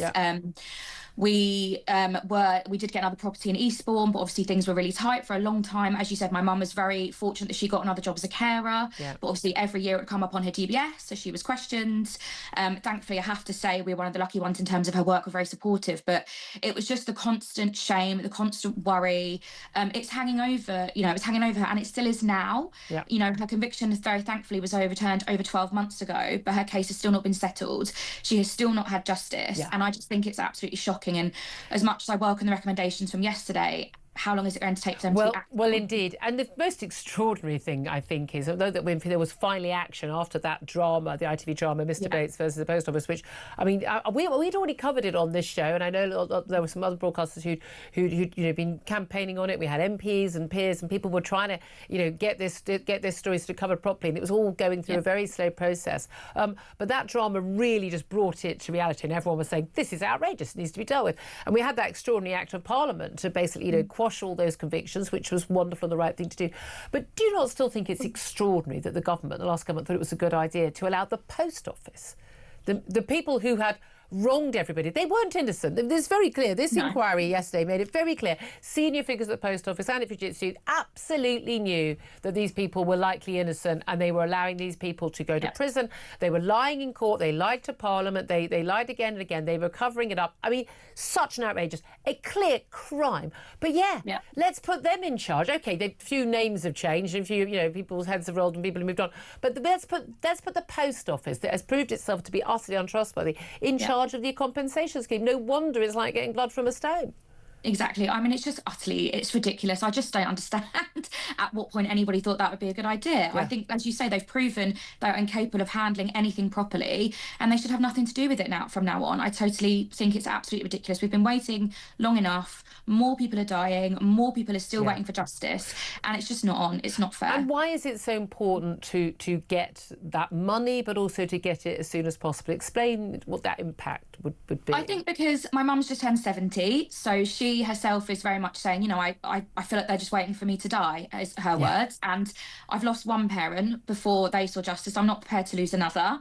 So that's why it's important. She should be enjoying her old years. She should be enjoying her retirement. When she would have had a better pension. She would have had if she'd been able to keep her job and didn't have a fraud conviction. Exactly. So that's why it's so important. It's that, she's a good, honest, hardworking woman, and she's had this over her head for so long now, as have me and my sister. And it's not fair. Enough's enough. Something's got to give. They've been proven time and time again that they were in the wrong. These people were innocent, and just let them get on with their lives now. It's not fair. And that is the extraordinary thing. And when, just coming back to when, you were starting secondary school, this accusation was going on, you knew your parents were innocent. They knew they were innocent. Other people, were there people in the community, were there friends, were there family members who stood by and said, we know you? Because there were a few moments in that Mr. Bates versus the Post Office, which, it's a fictionalised, it was fictional drama, but actually it was very, very accurate in terms of what actually really happened. But having someone say, I know you didn't do this. I know you didn't do this. Did you have anyone in your lives who did that?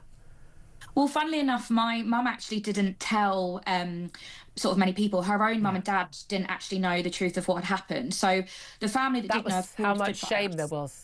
Exactly, yes. We were lucky that the family that did know did stand by us, but there were people that she didn't want to worry with it, my mum. So there were people that didn't know.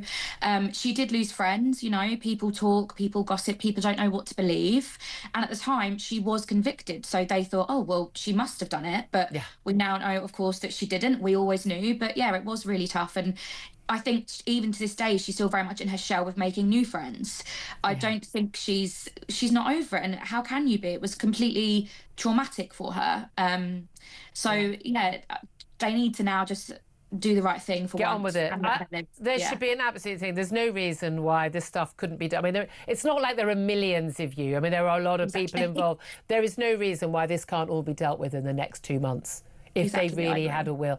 What would you say to the government, the Post Office Minister who's now in charge of this? What would you say to them today? I think, as I said earlier on, just look at the damage that's been done. We can't change the past, but you can certainly make the future better and brighter for my mum and for everybody else that's been affected. I think, people might be bored of me talking about it by now, and I think that shows that actually the clock is ticking. More people are dying. People need to get on with their lives. Yeah. And enough's enough. And I just hope they do the right thing. And I mean, the compensation process for my mum has been grueling. It's been arduous. It's not been easy. And I just don't understand how they can make it any harder. Like it's in black and white. She's innocent. Yep. She needs to get what she deserves now. Absolutely. Katie Crane, you are a fantastic advocate for both of your parents, your mother and your father, daughter of the post office scandal victims, Bob and Kathy Crane. Thank you so much. I really hope that, I think we should demand that these families do get their justice. Thank you for joining us. Claire Pearsall, your response to this. And you worked in the last government. Why would they avoid the post office in charge of dealing with compensation after the post office had lied for years? Or marking their own homework and looking at... They shouldn't. They absolutely shouldn't. I don't know who's making decisions. We need people like Katie to come and tell them how to run the scheme like I'd put Mr. Bates, Alan Bates, in charge of it. He seems to, just a little bit of common sense tells this you... inquiry chair, he seems to be, I haven't got his name here, but he seems to be pretty darn solid on this, does he not? I mean, there's, they've got, this report has been very, Sir Win Williams, I'd put him in charge of it. He seems to know what he's doing. Yeah, he does, but it's still not quick enough, is it? Those people are still waiting. No. But by the way, we're about to have lessons learned when it comes to the Southport attack. Of course, they left 3 girls murdered by Axel Rudikabana, and many other girls' lives changed forever by that awful knife attack last July. But the Southport stabbing murders came after wholesale and general failure by all of the authorities. That is what the opening of an inquiry into what went wrong, what led up to the attack, found yesterday. We're going to talk about that up next with Roy Ram from Old Scotland Yard officer. This is Talk, the home of common sense.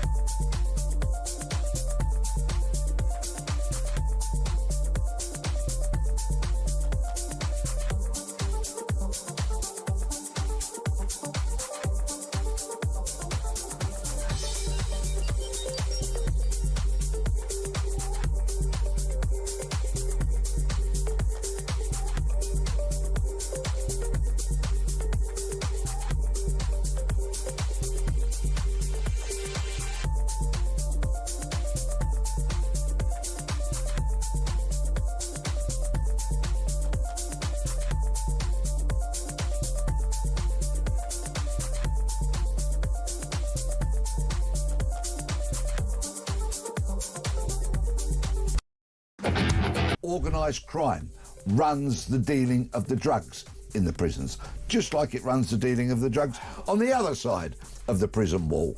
In certain prison, Islamist gangs rule the roost, force people into conversion, and there is, of course, an air of menace, and the threat of violence is prominent in far too many and jails. That's why nobody wants to work in it. I mean, I actually have total sympathy on many occasions for the staff that work in prisons. Across the UK, on DAB+, on your smart speaker, on your smart TV, and on your side. This is Talk. Common sense. Love to hear your thoughts on all the stories we're talking about today. 0244 499 1000 is the number to call, particularly Emmanuel Macron, blaming the UK effectively the migrant crisis, the El Dorado of benefits and working on the black market. But an awful lot of inquiries. We've had the post office scandal inquiry. We're going to be getting a report regarding the contaminated blood inquiry. We've also got the Southport stabbings inquiry. I kid you not. This inquiry after inquiry. But we had a new inquiry which opened yesterday, led by the chairman, Sir Adrian Fulford, and he's looking into basically the failures that are by all the authorities that led to Axel Rudikabana being able to carry out that horrific attack that left 3 little girls dead: Alice de Silva Aguiar, Baby King and Elsie Dot Stancoom, all primary school age girls, and also a number of other children also stabbed, and 2 adults as well. Absolutely devastating impact of that horrific attack on not just those families, but, well, let's face it, the whole country. We saw riots afterwards. But the chairman of the inquiry has said that the Southport murders were the result of a wholesale and general failure to stop Axel Rudikabana in the run-up to the attack. How many times have we heard that before, eh? Well, let's talk to Roy Ram. He's a former commander of specialist operations at New Scotland Yard and joins us. Good morning to you, Roy. Good morning. I mean, what a surprise. There's not been a terror. I know people say whether this is a terror attack or not, whatever the motivation. It doesn't seem to be a single terror attack in this country where there hasn't been a wholesale failure to prevent somebody from taking action. We know some of this already. The whole, he was referred to Prevent when he became obsessed with violent videos, talked about wanting to kill his classmates, at one point planned a massacre of his former school. The social workers were so scared they had to have a police officer with them when they came to his house. He referred to Prevent, but he didn't quite fit a right category, so nothing was done. I mean, litany of failure after failure after failure. But why does this happen? The short answer is I'm not sure yet, but I think we're going to find out. I think, one of the most pertinent comments was made actually by the trial judge. We've had this awful, harrowing trial. We've heard the details which have convicted this man. Yeah. At the conclusion, the judge said, whatever his motivation was, it misses the point in terms of, was it terrorism, was it not terrorism? Yeah. What's quite clear is that he was identified as a deeply dangerous and troubled individual many times. Yeah. And the interaction between the various agencies is where it's found. I mean, I can kind of understand these guys in Prevent saying, well, do you know what? There's no obvious ideological path here for him being a member of a terrorist group or a spy. But what do you do then? Yeah. He is nevertheless really dangerous. Yeah. And they knew he was. I mean, even his own father having to sort of talk him out of getting out of a taxi. He was an Uber or a taxi, and he was going to, with a knife, planning to go and kill his classmates. He walked into his old school. I mean, he'd expelled because of violence with a hockey stick and beat students. We knew he had knives, and we knew we'd been able to buy them online. The obsession with the authorities made afterwards was, or once this all emerged, was, oh well, we need to ban the sale of lives online, on Amazon and the like. As if they're not going to be able to get a hold of them some other way, for goodness sake. But this is the issue. How many other Axel Rudikabanas are there, whether they are motivated by, Islamic State or a hatred of white people? He wanted a white genocide. He Googled that and talked about that an awful lot. Or whether they just are, a troubled individual, like we often hear about these youngsters who go into schools and shoot them up in America. Whatever the reason, if someone has been identified as, let's face it, a wrong and a potential grenade that could go off, we need to have a system for keeping us safe. Yeah, we do. We absolutely do, Julia. And I think that this phase of the inquiry, which is really going to rehearse, in harrowing detail, a lot of the facts. But what it's also hopefully going to do is direct where phase 2 goes. Now, you're what's quite phase right. 2 going to be? Well, phase 2 is expected to consider the adequacy of the multi-agency approaches. So it should say, well, this failed because the cops weren't talking to the health service and the health service weren't talking to the education service. So I think what we should hope for is that out of this, either the remit of Prevent is expanded or redefined so that these kinds of individuals are spotted and suitable action is taken. But you can't just sort of say because the guy's not, for example, an Islamic fundamentalist, he's not dangerous, because he clearly was. Yeah, exactly. And yet, realistically, some people might say, why can't you do this? But we can't just round up every, troubled teenager Googling violent stuff online, because, my God, that's an awful lot of teenagers who are going to be in the clique. What do we do? I mean, you say it needs to be joined up. I mean, for me, the giveaway was social workers feel it's too dangerous to enter his home without having police officer present. But he was free to roam the streets, and he had been at school with other people's kids. Now that doesn't tally to me. That doesn't tally. That can't be allowed. I don't think it tallies for anybody. I mean, the number of times you hear people say something should be done about this, but there is no kind of mechanism, and we see it very often in our streets and in our city centres where there's behaviour that you think, well, something should be done about it. I think we kind of need a more robust attitude to this. We stop worrying quite so much about individual rights and the need to keep the public safe. Yeah. Well, again, it would have been better for Axel Rudiger-Barner if he hadn't committed this crime and if he'd got the help that he needed. There's clearly he was this angelic school, Welsh schoolboy at one point at the age of 12, and then he wasn't. Stuff has changed. Now, there's a lot of people who've viewed that there's a lot we don't know about this family that people would like to know more about and what happened to him, that something happened. But we do see this isn't an isolated case. There are people. There was a young boy, can't know his name because of his age, only a couple of weeks ago, who was convicted of plotting something very similar. And again, with these cases, we're often not told about them for a long time. We don't know their names, we don't know the details.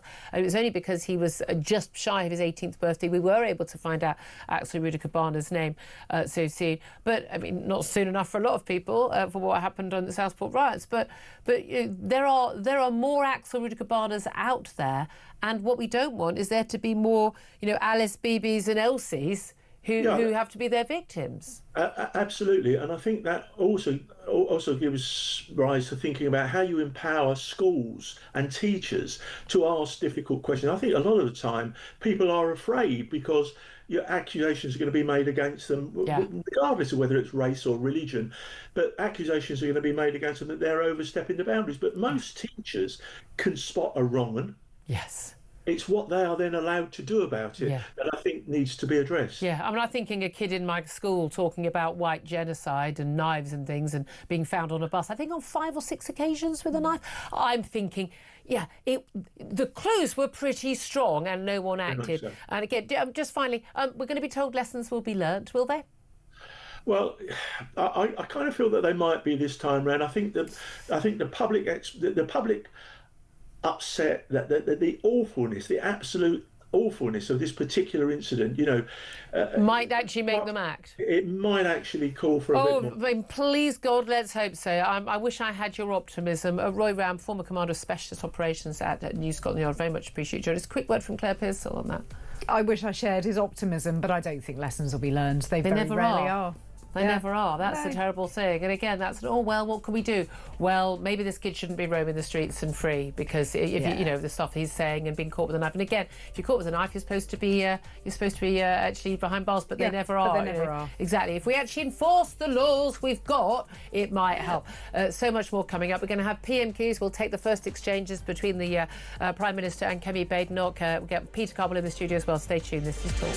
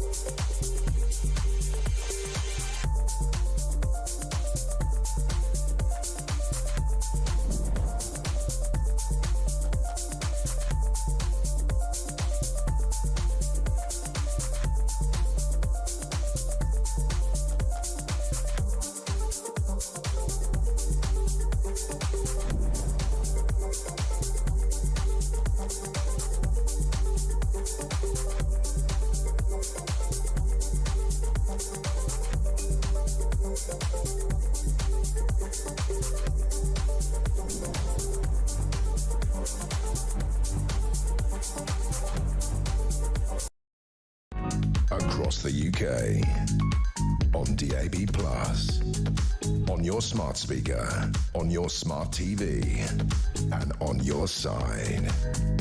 This is Talk.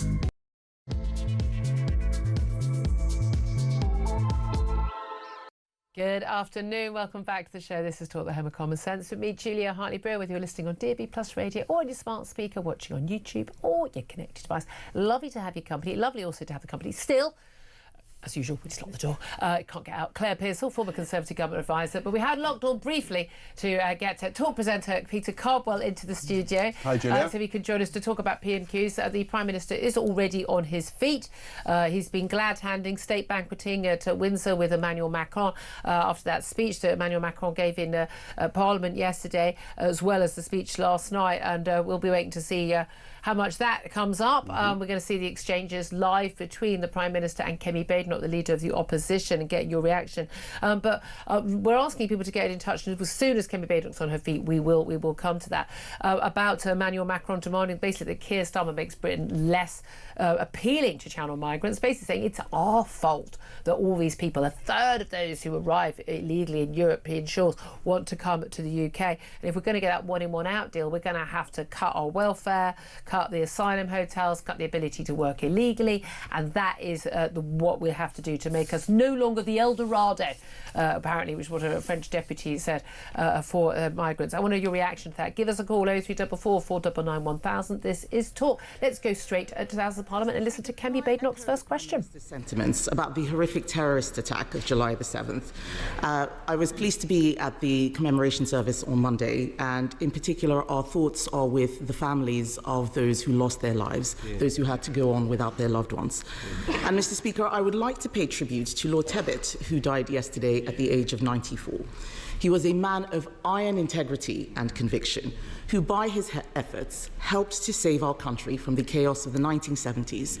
We all owe him so much. Mr. Speaker, in their manifesto last year, Labour promised not to increase income tax, not to increase national insurance, and not to increase VAT. Does the Prime Minister still stand by his promises? Yes. Mr. Speaker, it is rare. It is rare, yes.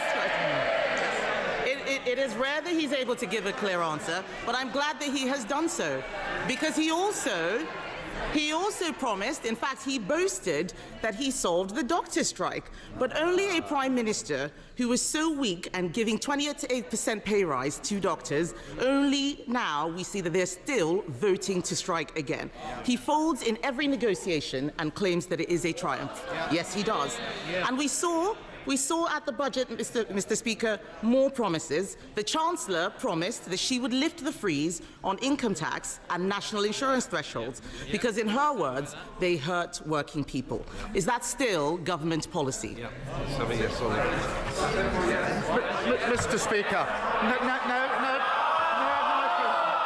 Prime Minister or Chancellor is going to write a budget in advance. We are absolutely fixed on our fiscal rules. We remain committed to them. We remain committed to our budget, to our manifesto commitments. I realise that sticking to your fiscal rules and your manifesto commitments is a bit unfamiliar to the party opposite, but it's because of the decisions the Chancellor took, that this government has taken, that we can update the House. £120 billion of inward investment into this country since we took office. Business confidence at a 9-year high. That's longer than the Leader Opposition has been in Parliament. Deloitte this week saying the UK is now the best place to invest, creating 384,000 jobs. What a contrast to the mess that we inherited from the party opposite.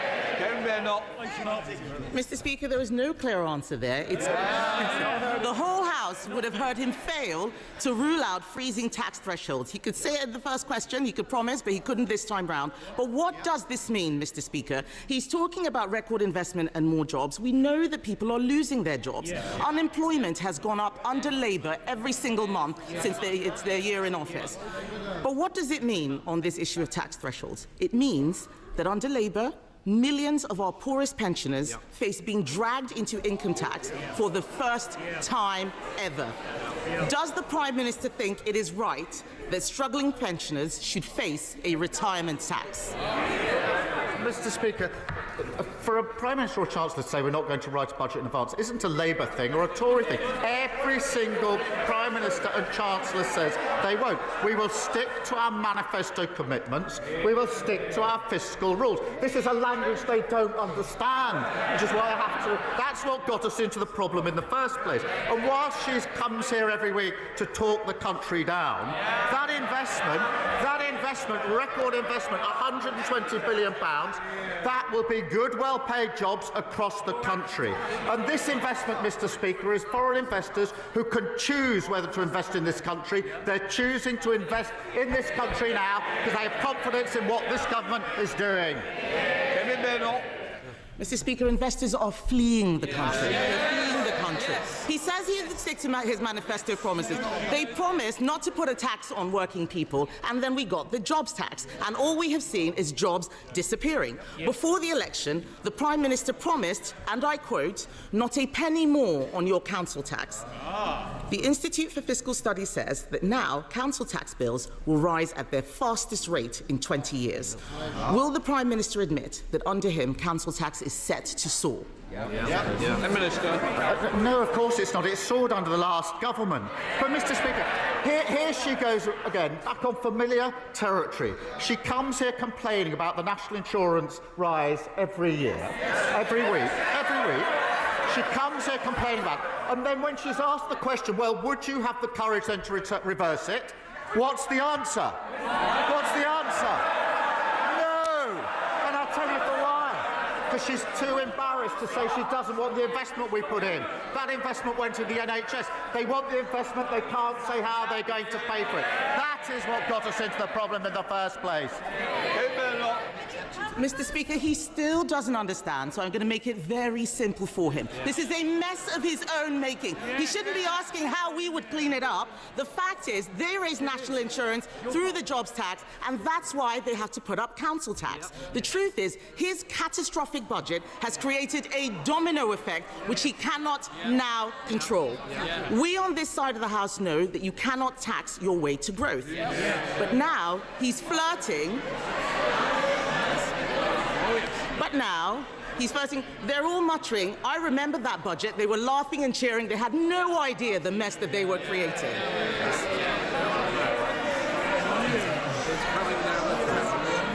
They should go and explain to their constituents about why unemployment is going up. But, Mr. Speaker, what is more worrying is that now he is flirting with Neil Kinnock's demand for a wealth tax. Let's be honest about what that means. This is a tax on all of our constituent savings, on their houses, on their pensions. It would be a tax on aspiration. Will the Prime Minister rule this out? Mr. Speaker says we shouldn't be asking them for advice on the economy. She's absolutely right about that. We will not be asking for their advice. What we did in the budget was stabilise the economy through the measures taken by the Chancellor. And what has that led to? 4 interest rate cuts. For mortgage holders, that's hugely important. Compare and contrast what happened to the Liz Truss mini-budget. The fastest growth in the G7 in the first quarter of this year. Wages up more in the first 10 months of a Labour government than the 10 years under the Tories. So, no, we don't need lessons from them. Mr. Speaker, he says he stabilised the economy. Has he spoken to any farmers recently? Yes. It is time for him to take responsibility for the mess he is making. He has been in office for a year, and all we see is him congratulating himself on what a fantastic job that he has done. Nobody out there believes it. No, not even them. Not even them. What a weak chair. Mr. Speaker, he's congratulating himself. We can compare records. He talks about the fastest growing economy. We left him the fastest growing economy of the G7. We cut the deficit in every year until the pandemic. We got inflation down to 2%. On his watch, taxes are up. Unemployment is up. Inflation is up. And this weak Prime Minister has been forced into a series of chaotic U-turns. Yesterday, Mr. Speaker, the OBR said that our economy is being eroded under Labour. Doctor strikes, tax bombshells, the wealthy leaving in droves. Isn't the truth that under him he is dragging us back to the 1970s? Mr. Speaker, responsibility. We're responsible for 4 million extra appointments in the NHS. We're responsible for a 10 10-year plan on the future of the NHS after they broke it. We're also responsible for free school meals being rolled out in a way which has never been done by anyone. Breakfast clubs being rolled out, family hubs being rolled out, transport across the country, and migration coming down. We take responsibility and we're proud of that. Lloyd Hatton. Thank you. Well, that was an interesting reaction you just heard there to the final line for the Prime Minister. Migration coming down. It's like, yeah, illegal migration, not so much. Migration coming down, but it was already set to do so, wasn't it, after that, the Boris splurge years. Joining me in the studio is Claire Pearce, former Conservative Government advisor, also talk presenter Peter Cardwell, watching, listening to that. I think we can all agree, less dramatic than last week. The Chancellor, Rachel Reeves, was sitting there much chirpier than last week, not sitting there sobbing with tears rolling down her cheeks, so that wasn't raised. But also, crucially, we didn't have quite the drama, and I think Kemi went in incredibly hard last week on the welfare and the fiasco there. But I would say to you first, Peter Cobber, two very, very telling answers she got there out. Well, three really. The first answer was, does the Prime Minister stand by his promise not to raise VAT, national insurance for employers, it ended up going up, but national insurance and income tax? Yes. It was a joy to have a Prime Minister giving a one-word answer. However, he studiously failed to answer when she asked him about unfreezing tax thresholds, so the point at which you start paying a high rate of tax on that extra income, but also refused to rule out wealth tax, which has been suggested by Lord Kinnock at the weekend. Very telling. I can see the Daily Mail, the Daily Express, the Daily Telegraph, and the Daily Express and the Times headlines right now. Well, it's not often I say this, but Rishi Sunak was right, and when he said they're going to tax everything in that debate. Remember, he said that he said your car, your holiday, your income, whatever it is. The big phrase that we're going to hear again and again and again between now and the budget is fiscal drag. People being brought into these brackets, people paying more tax as a result. A wealth tax, I think there probably won't be too many people who worry about those millionaires. But the fact is that loads of them are leaving, more from this country than any other. Something like 16,500 millionaires have left since Keir Starmer has become Prime Minister. When they leave, they're no longer paying tax here, which means that we need to pay more. And each millionaire pays the tax equivalent to 300 of average people. That's what they do. That's the key thing. We can whinge about, rich people and say, they should pay a bit more and all the rest of it. They already pay more. The fact is they already pay a huge amount. They pay more than us. They already pay more than us. But again, when you get into wealth tax, you get into actually, how are you going to be assessing, the value of someone's family heirlooms or anything. And again, every single thing there will already have been taxed. Yes. Claire, I come to you. Mention this tax thresholds, fiscal drag. This stuff is very complicated. I saw some interesting polling the other day, basically. Look, most people don't even understand an awful lot about these things. The billions, the millions. Some of these numbers are just utterly incomprehensible. Most people look at their pay statement. They go, I've got no idea what is going on. But the fiscal drag, the tax thresholds. Tories did this as well. Basically, and lots of parties have done this over the years. Basically, the point at which you start paying 20% tax, or 40% tax, or 45% tax, if you get inflation, price inflation, and then you get wage inflation, so you get a pay rise, it's gone up, and even if it's gone up in real terms, the fact that you then bumped into, sort of just by the fact that pay rise has gone up, you're bumped into the next tax threshold. On that extra money, just that bit, not all the rest of it, you're going to be paying now 40% or 45%, if you're lucky, you're earning a lot, then you are basically being dragged. So you haven't officially had a tax rise, the rates haven't gone up, but there are a darn sight more people paying those taxes. And for certainly those top rates of tax, they used to be the very, very, very, very well paid. A lot of people pay 40% tax. Now you can be a teacher or a senior nurse and be paying those taxes. But not just that. The reason people will be more aware of it is that suddenly an elderly relative who is living on a pension that's had that pension increase will now have to do a self-assessment tax return. Yeah. And because they've been dragged in, because of fiscal drag, they have to pay income tax. And probably for the first time in their lives. First time in their lives. They have to go through the HMRC system. They have to do online filing, which they find incredibly difficult. And the family are now getting involved.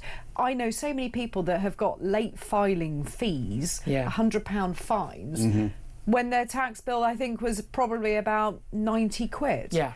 So you can see how these things easily get out of control. And that part of that, again, is the fiscal drag of the pension. So the rate at which you start having to pay tax was below the pension, Exactly. state basic But now pension. that has gone and now up. it's going to go. So it's all quite complicated stuff. Do you think that, Claire, that Kemi did a good job of it? Kemi Badenoch did a good job of explaining that, because she did seem very sure-footed in her first question. She got a direct yes for the Prime Minister. I think she was waiting for him to obfuscate. She should have rehearsed for a, if he says that, then what do I say? And if I think you want to have a chart, a flow chart about what you're going to do there. A bit more rehearsing there is needed. But she got back on the front foot then. But she went through a whole lot of very complicated tax stuff. But as you say, pensioners having to fill out their tax return, a tax on retirement. She said the idea of this wealth tax, the idea of ordinary working people who've aspired, worked hard, got a promotion, got a pay rise, being dragged into higher rates of tax. I mean, she's talking about conservative voters, isn't she? Yeah, she is. And rightly so. A tax on aspiration, I think, was probably her best line in all of that, because that's exactly what it is. The Labour Party want everybody to be brought down to a certain level, whereas the Conservative Party want everybody to strive and do the best that they can. Philosophical difference. Absolutely philosophical difference. And that is no more obvious than it is today when you're looking at a Labour government who want to tax you all which ways they can till the day you die, and then carry on doing so. Yeah, indeed. And it is interesting, isn't it? The aspirational side of things, Peter, is that how many people are opposed, for instance, the inheritance tax, death tax that is paid, but vast majority of people will never be impacted by it. The very rich have got trust funds, they don't pay it. But you have to be a very, very well-off family to pay inheritance tax. Yeah, it's massively unpopular tax because of that view that people have. But if I've worked hard, I want to be able to hand on to my kids.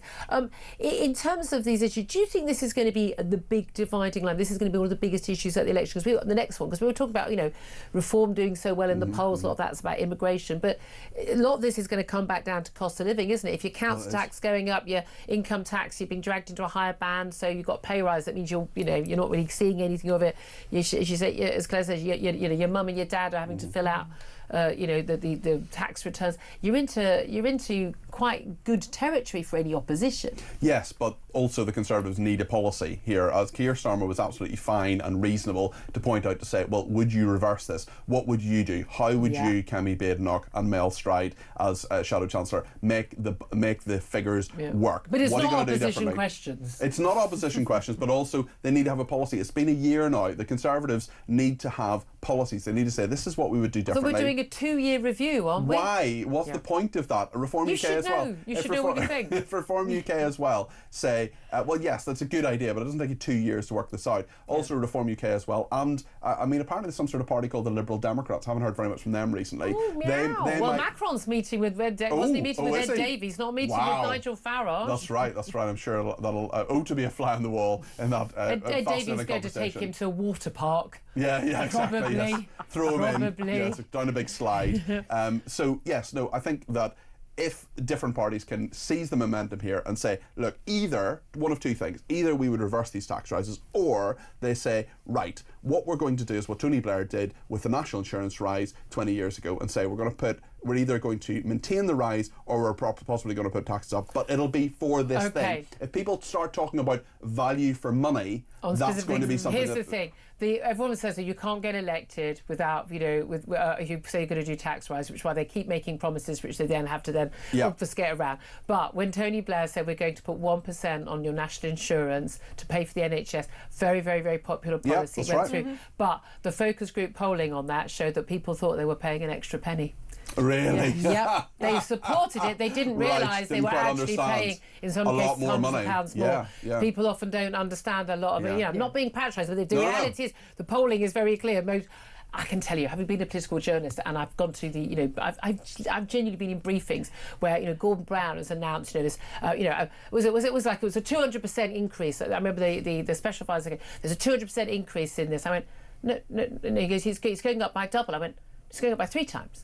And he went, no. And by the way, all the male political editors all looked at me like I was an idiot. And I went, it's going up by 3 times. If it goes 100%, 100% is double, 200%. Tripled. And they all looked at me, and I'm like, Seriously, should the people, the special advisor talking about this doesn't understand percentages. The political journalists writing it don't understand also, percentages. the difference between percentages and percentage points as well. Like, is one this is such a big one for me. Yes. Yeah, exactly.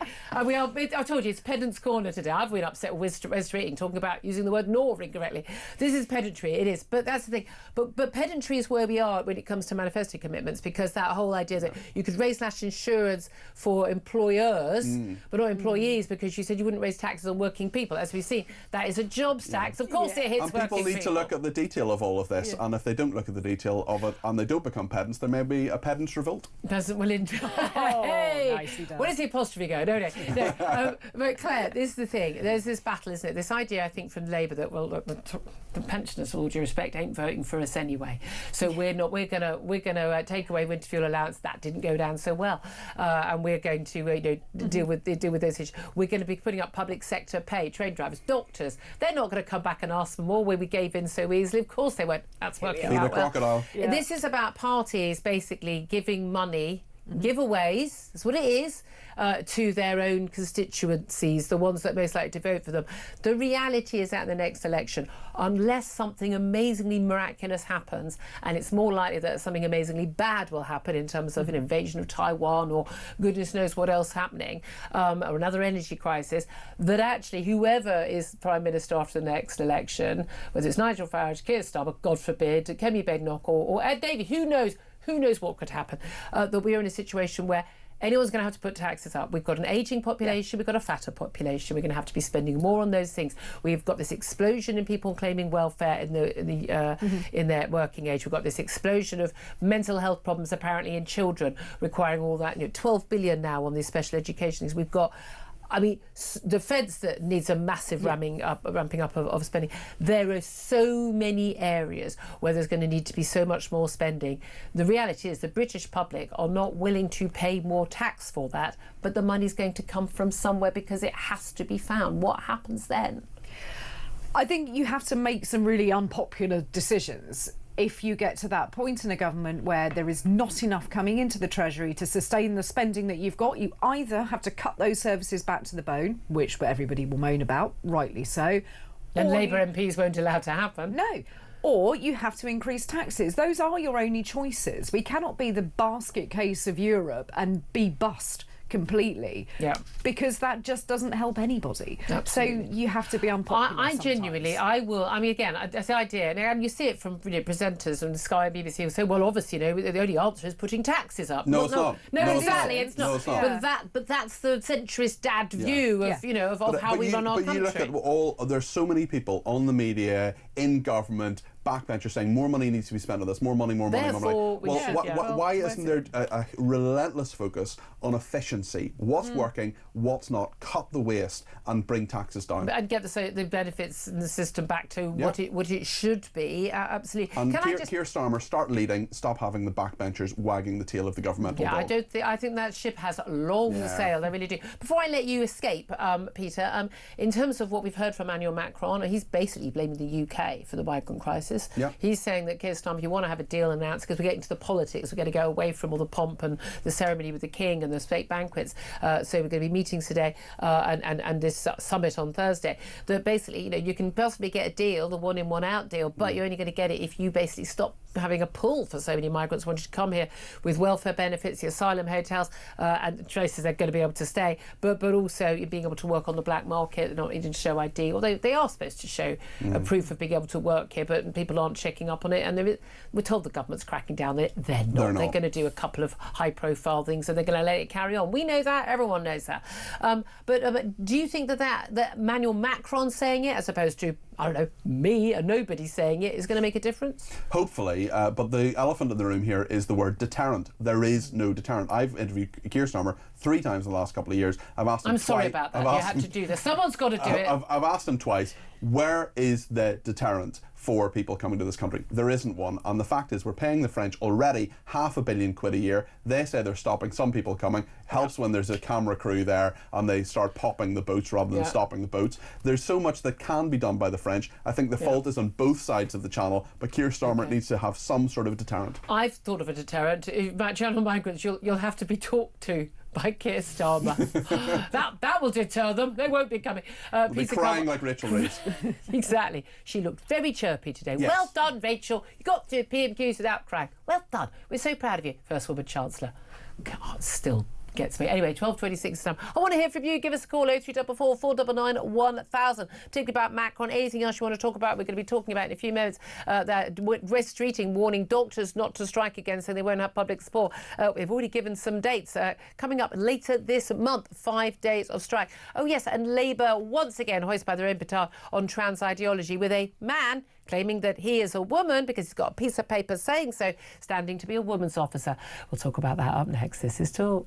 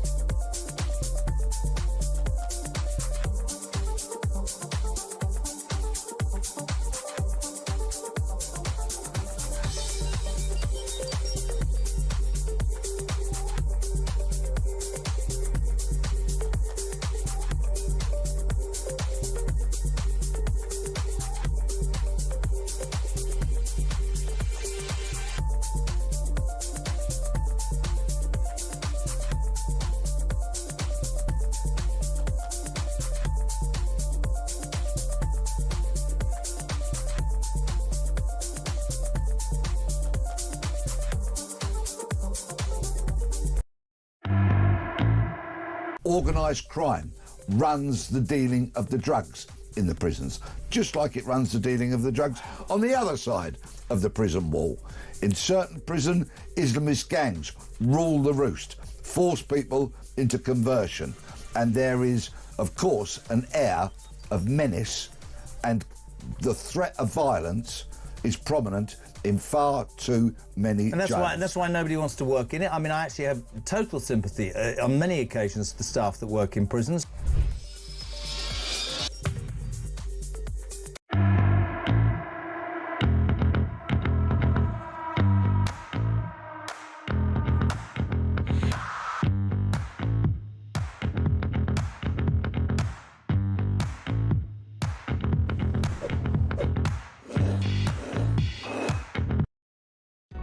Across the UK, on DAB+, on your smart speaker, on your smart TV, and on your side. This is Talk.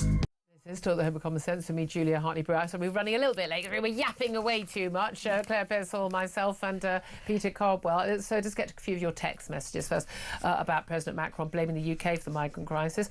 Jim says he's right. If we stop paying them benefits and house them in internment camps, which they weren't allowed to leave, that would help. Also, remove any form of health care unless they could pay for it, and for all the boats that would then stop coming.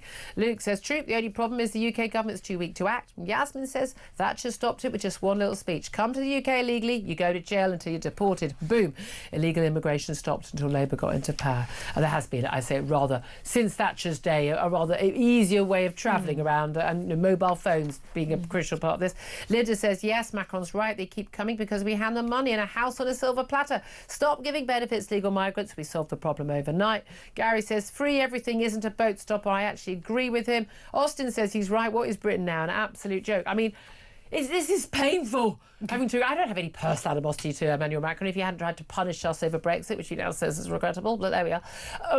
It is extraordinary how many people, we're all sort of, I agree with Macron, it is very painful, but we are. But I'd love to hear your thoughts. If you want to get in touch, 0344 499 1000. I'll do my best to try and squeeze a call in. But before we go on, Claire Pearsall, I do want to just get you on other big international news. We've got Donald Trump over in the States. And he's been nominated for a Nobel Peace Prize by President Netanyahu, who's still there. There's a lot of talk about there could be a Gaza ceasefire deal within days, and that there's only this one sticking point, quite a big sticking point, about whether or not the IDF remain in Gaza or not. Except this idea of an internment camp, the IDF have gone, that's not happening.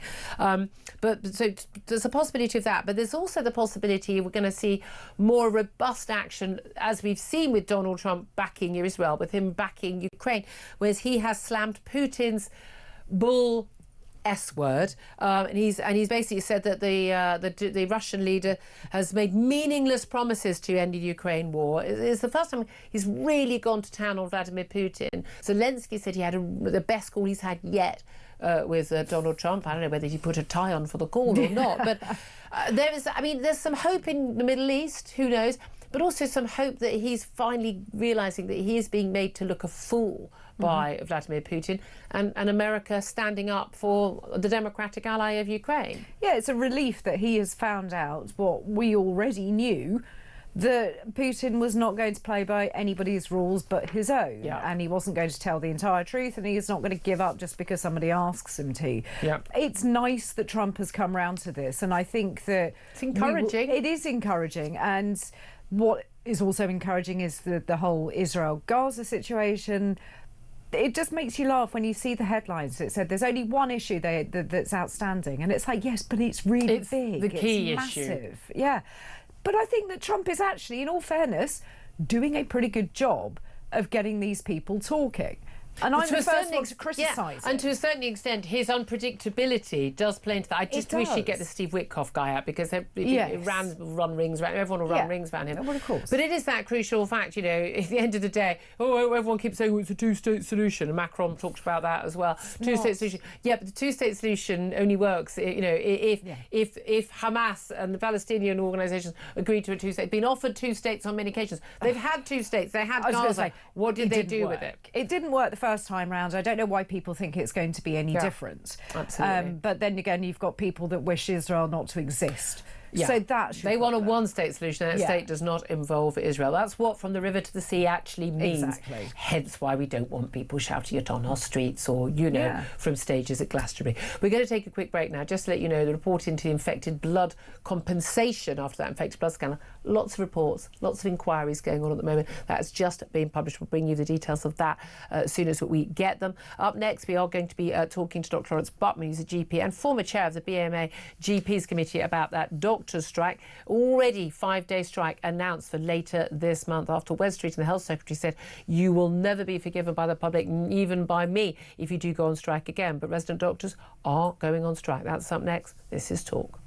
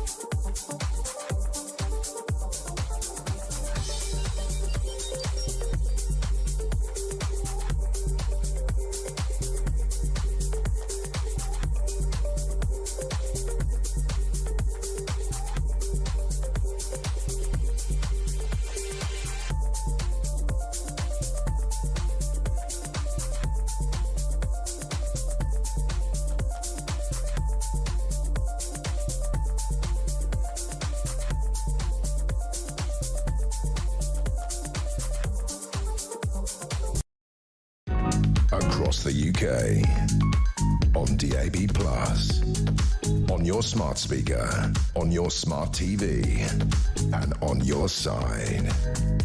This is Talk. Very good afternoon. Welcome back to the show. 12:37 is the time. I'm Julia Hartley-Brewer. Just to let you know, the report into the infected blood scandal, particularly in relation to compensation. Same issues we had with the post office. So this has been going on far, far longer. People simply not getting their compensation, their due. And we're talking about people infected whose lives have been devastated, and the family members, the children who lost their parents and spouses who lost their other halves. Victims, according to this report of the infected blood scandal, say they are waiting to die in limbo. More than 30,000 NHS patients were knowingly given infected blood products for decades. We already knew this. And more than 3,000 people died as a result. Other survivors left living with long-term health conditions like HIV and hepatitis. Now, the inquiry into the scandal published their final report May last year, and they accused the NHS of a pervasive cover-up, and they've said that compensation payments for the victims and survivors had to be ordered, and people started to make a claim. But we have seen yet again, utter failure of the compensation scheme. It's exactly what we've seen with the post office scandal as well. It's a 210-page report by the inquiry chair who's been looking into this. And this is Sir Brian Langstaff, chair of the Infected Blood Inquiry. Yet another failure. No lessons can be learned. You know how it works. It's just extraordinary. He does say, though, it is not too late to get this right. But again, like with the post office, we are seeing people dying before they're getting their compensation. We're joined right now by Dr. Lawrence Buttman. He's a GP and former chair of the BMA GPs Committee. And Lawrence, I know you can't comment on a report that you've not seen. I completely understand that. But in terms of this blood scandal, we've known about it for many years. There was a clear cover-up, a blatant cover-up by the NHS, knowing that thousands of people were given contaminated blood, which killed some and completely changed people's lives. You worked in the NHS fees. How does that happen? Everybody wants to make it look like it wasn't anything to do with them. Yeah. I'm afraid it was very much to do with the NHS. The NHS made a serious set of blunders, and having realised they were blunders, typical for the NHS, I'm sorry to say, and I'm guessing other health systems too, they then don't want to say, oh, we made a mistake early enough that they didn't go on to kill an awful lot of people. And it's disgraceful. And the fact that there's no compensation is also disgraceful. Yeah, absolutely. And lessons will be learned. Never are. And again, the compensation issue continues for us. Let's talk about what we invited you on to talk about. We've already had developments, indeed, on that subject. But yesterday we had the result of the BMA resident, no longer junior doctors, resident doctors ballot on striking, and a 90% vote to strike. Although actually it's only 30% of all resident doctors who voted to strike. There were only 45% of those entitled to vote didn't even vote.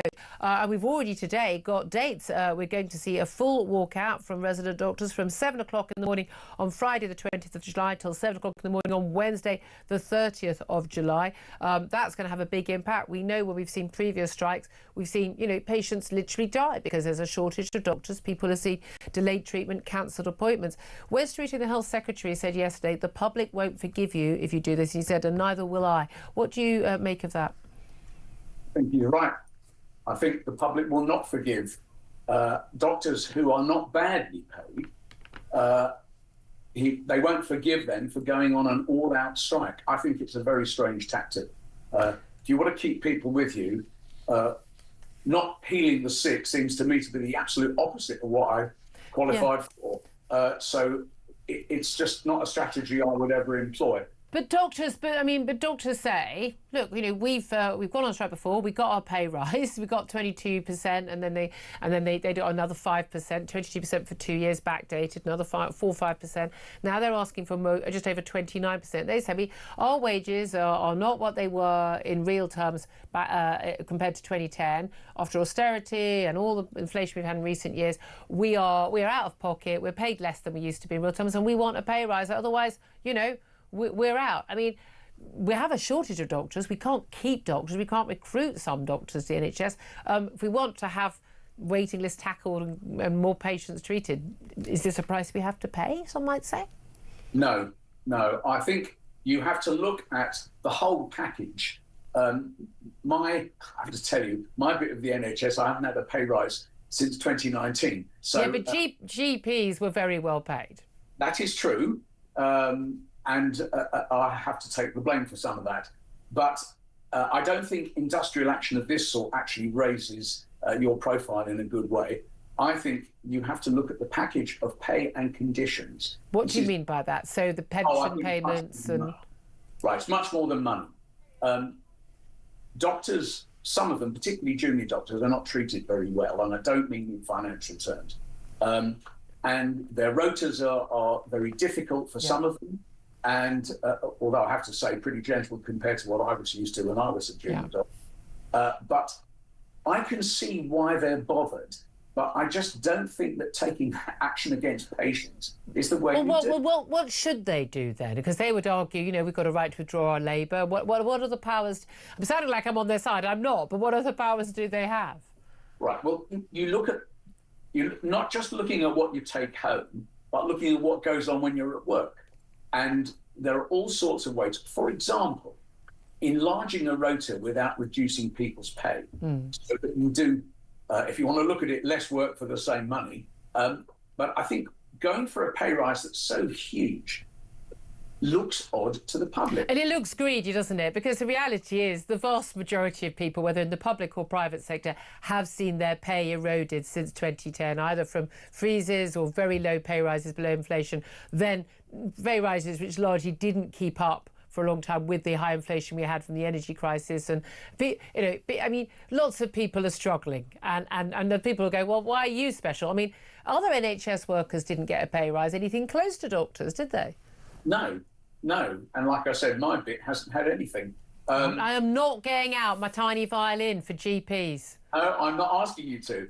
But I do think that taking industrial action that says I will not do the one thing that actually people need seems to me to be an odd strategy. Yeah. Well, it's interesting, the public support, and as West Reading has pointed out, actually, patients do not support the proposed strike action. And when we look back to support they had, a couple of years ago, it was like at least 2/3 of people would say they support it. It crept down to just above 50%. And now it's, about 1/3 of people who would support. Do you think people have gone, OK, you've had your pay rise, made your point, and now you're going to have to suck it up? Because the reality is, most of these people are not going to leave the NHS or leave Britain to go work in New Zealand, are they?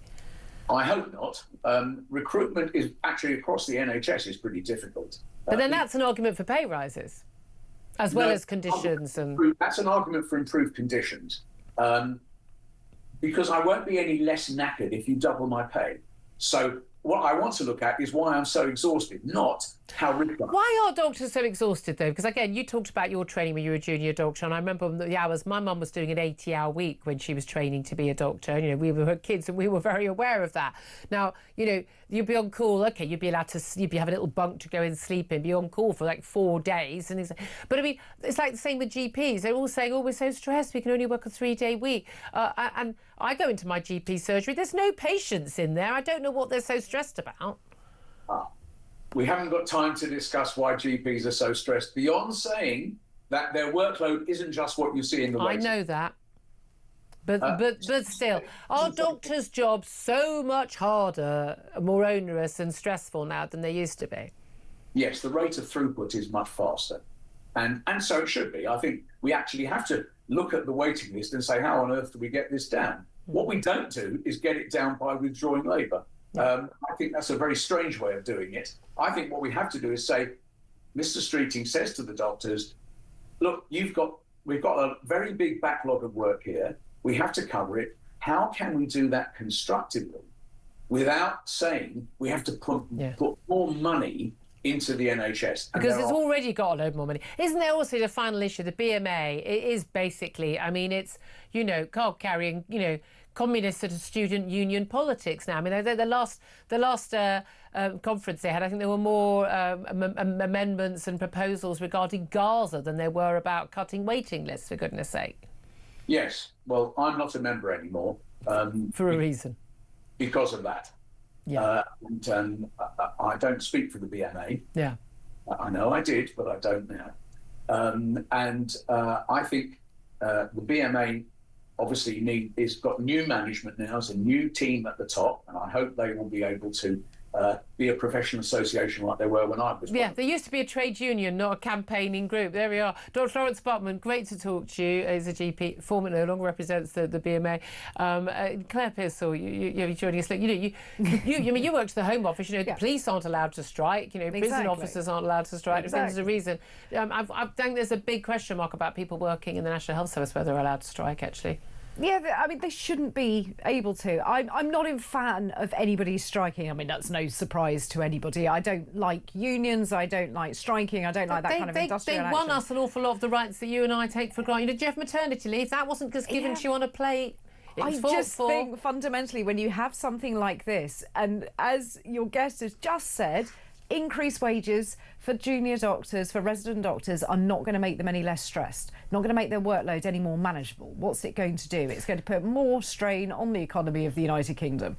And the key thing is also the next set of workers. Again, you give that big payment for train drivers to the doctors, and then everyone else goes, well, hold on a minute, I've just settled for 3% or 4%. Exactly. You're asking for 29%, where's mine? And at the end of the day, again, there aren't so many doctors, there's thousands of them, but there are a lot more nurses and other NHS staff and porters, and then you're into the, 100,000 teachers, and then you... Well, exactly. And where does it end? Yeah, exactly. Where does it end? Who's the next? There isn't any money.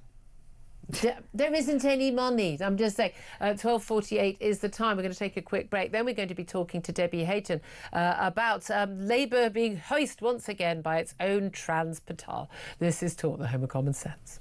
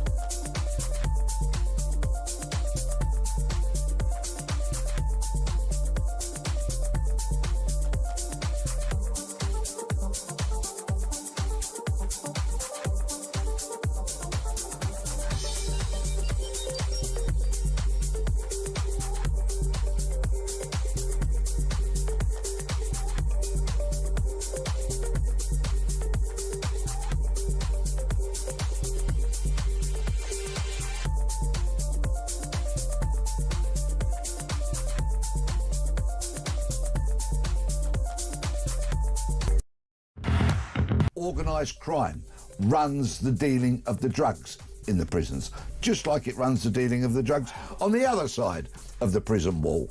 In certain prison, Islamist gangs rule the roost, force people into conversion, and there is, of course, an air of menace, and the threat of violence is prominent in far too many and that's why nobody wants to work in it. I mean, I actually have total sympathy on many occasions for the staff that work in prisons.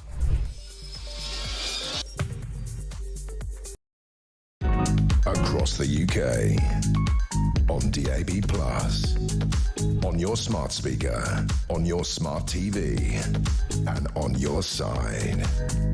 This is Talk.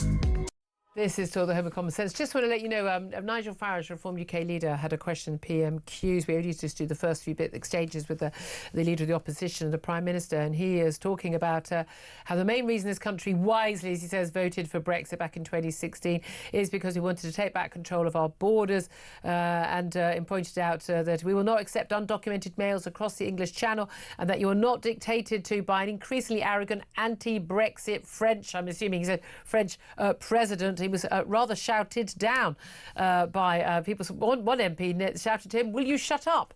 All going off in the House of Commons. Can't wait to see a bit of clip of that. Anyway, let's turn our attention to another problem the Labour Party has got among the many others. And this is them getting themselves into hot water over yet another issue with trans ideology. This time, after a group of trans activists from a particular group of activists, they put forward a man who claims to be a trans woman and has a certificate, gender recognition certificate to state that, to be the women's officer for an LGBT plus group within the party. By the way, this group has got Wes Treating, the Health Secretary, as a patron. Well, let's talk about this, Debbie Hayton, who's author of Transsexual Apostate, My Journey Back to Reality, and is living as a trans woman, but fully aware that he is a biological man, which I think is always important to point out when we have these conversations, Debbie. Thank you very much indeed for joining us. Oh, you're very welcome, Julia. I mean, this is, again, yet another round. Now, look, you'd think an awful lot of this would all be down by the wayside. We had that Supreme Court ruling. It's very, very, very clear. You know, if it's single sex, whether it's a toilet, a prison, still got prisoners who are male behind bars with women. But if it's something that is for women, only people who count are biological women. Doesn't matter if you've got a certificate, doesn't matter what you think you are, what clothes you wear, you have to be biologically born a woman. Well, the Trans Rights Alliance, they're a newly formed organisation. They want to change Labour's approach to gender issues. They've put forward a number of candidates for election to be the women's officer of an LGBT plus group on July the 19th. And one of them is Steph Richards. Now, Steph Richards is a man who has a gender recognition certificate saying that he is a woman. And he says he's got every right to do this and says very, very, very clearly, I am legally female. I'm thoroughly within my legal right, my moral right to be able to stand. But what's going to happen? Well, I just want the nonsense to stop, to be honest. There you go, nailed it. And if this group wasn't trying deliberately just to alienate the entire public, they're doing a very good job anyway. It's just, it's dreadful. What does Steph Richards know about being a woman? What does Steph Richards know about being a woman's officer? It's just crazy to do this, and I just want it to stop. I'm rather not in favour of there being a woman's officer. I don't even like having a women's minister in Parliament. I think it implies that in some way that we are victims or a minority. We're more than half the population, but also that every other minister is dealing with the men folk. It's like Women's Hour, Radio 4. Oh, am I allowed a whole hour out of 24 where I get to listen to things about, I don't know, Somalian fig farmers or something? It usually is. But I mean, it's never about trans issues, the biggest single issue that women have faced in the last few years. But this is the thing. It's almost like these people are absolutely refusing to accept the reality. By definition, if you've had to get a piece of paper to say that you are a woman, you must accept then that you are a man. Otherwise, I don't need a piece of paper to say I'm a woman. I just am a woman. Claire is a woman. It's very, very obvious to us what we are. We knew all along. But the idea that this man, Steph, is saying, and again, a few years ago, I would have said she and have been trying to be polite. Now I won't. I'm done with it. I won't play along. That he has got this sort of inalienable right because he's got this piece of paper. But the Supreme Court was very clear about this. It doesn't matter if you've got a piece of paper. You're not a woman. And if it's a job or it's a role or if it's a service for women, if you're not a woman, you don't get to partake of it. Well, this is LGBT plus Labour. It's a lobby group that's attached to the Labour Party. What their rules say, I don't know. It may well allow any man to stand as a woman's officer. What happens next is the electorate to vote, and they should just throw it out. And if they don't throw it out, then the big question is, why are dozens of Labour MPs patrons of this organisation? Including Wes Treating. Including West Street. A very prominent, gay minister. But this is the thing, whenever it becomes LGBT plus, again, LGB, actual things. T, you're not actually born in the wrong body. I don't even, the plus thing, when people have outlined it to me, I don't even understand. And they've certainly got nothing to do with being gay. It is bizarre these things have been lumped in. But it doesn't matter as far as I'm aware. Whatever the rules are, whether it's a private organisation, a small body that no one's ever heard of, or the Labour Party or Parliament, or a prison or a school, the law is very clear. If you're saying this is for women, then only women can apply. Well, it's what's in the rules, whether it is just for women or it's a representative for women rather than a representative from the female sex. Yeah. I don't know. I've not looked into their rules. Yeah. But either way, it's inappropriate, and the people who are electing this committee need to throw this out. And if they don't, their organisation is a joke. Exactly. And at the end of the day, this is the culture wars. This is the stuff that got Donald Trump elected, that is seeing Nigel Farage and reform, get ahead. OK, Labour might have won the last election, but they didn't win it because of this madness. People have had enough of it. They're done with it, and people aren't willing to play along with it anymore. Well, that's right. The madness has gone on for far too long, and the longer it does go on, the worse it will get for everybody. It's poor for Steph Richards and this Trans Rights Alliance, whoever they are, this self-appointed little cabal, whoever they are, just need to stop and go and do something useful instead. Absolutely, I would love that. They could paint over all those trans flags on the zebra crossings in my local council. That would be a useful thing for them to send the daytime. Debbie Hayden, always so good to talk to you. Thank you very much. Claire Pearce, what your response to that? I think that last statement was by far the best thing ever said on this issue. Yeah, just go and do something useful. Something else. I don't know. Yeah, what purpose are you serving? None. Absolutely none. It's embarrassing. And again, the fact that Parliament and the Labour Party, people are not actually look. Let's face it. You work for the Deputy Speaker who stood in Parliament and said that trans women were women and won't come on the show. I mean, in all fairness, she won't come on my. Yeah, she can't now, but she wouldn't come on my show when she was the chairwoman of the Women Inequalities Committee, because I didn't believe that men who thought they were a woman at 1 o'clock on a Wednesday afternoon were actually women. And I agree with you, and I've had numerous rows with her on that subject. And let me say that she's, I think, coming round to our way of thinking. Again, it's a sanity test, I'm afraid. It's a sanity test. That's all it is. I'm sorry. As I've said, I don't think Keir Starmer's fit for office on that question alone. Anyway, talking of a sanity test, Ian Collins is here, right, braving the studio with both of us. She's on my show this afternoon, by the way, yeah. I bet she is. 4 hours of it. And I'm only on for 3. It'll feel like 4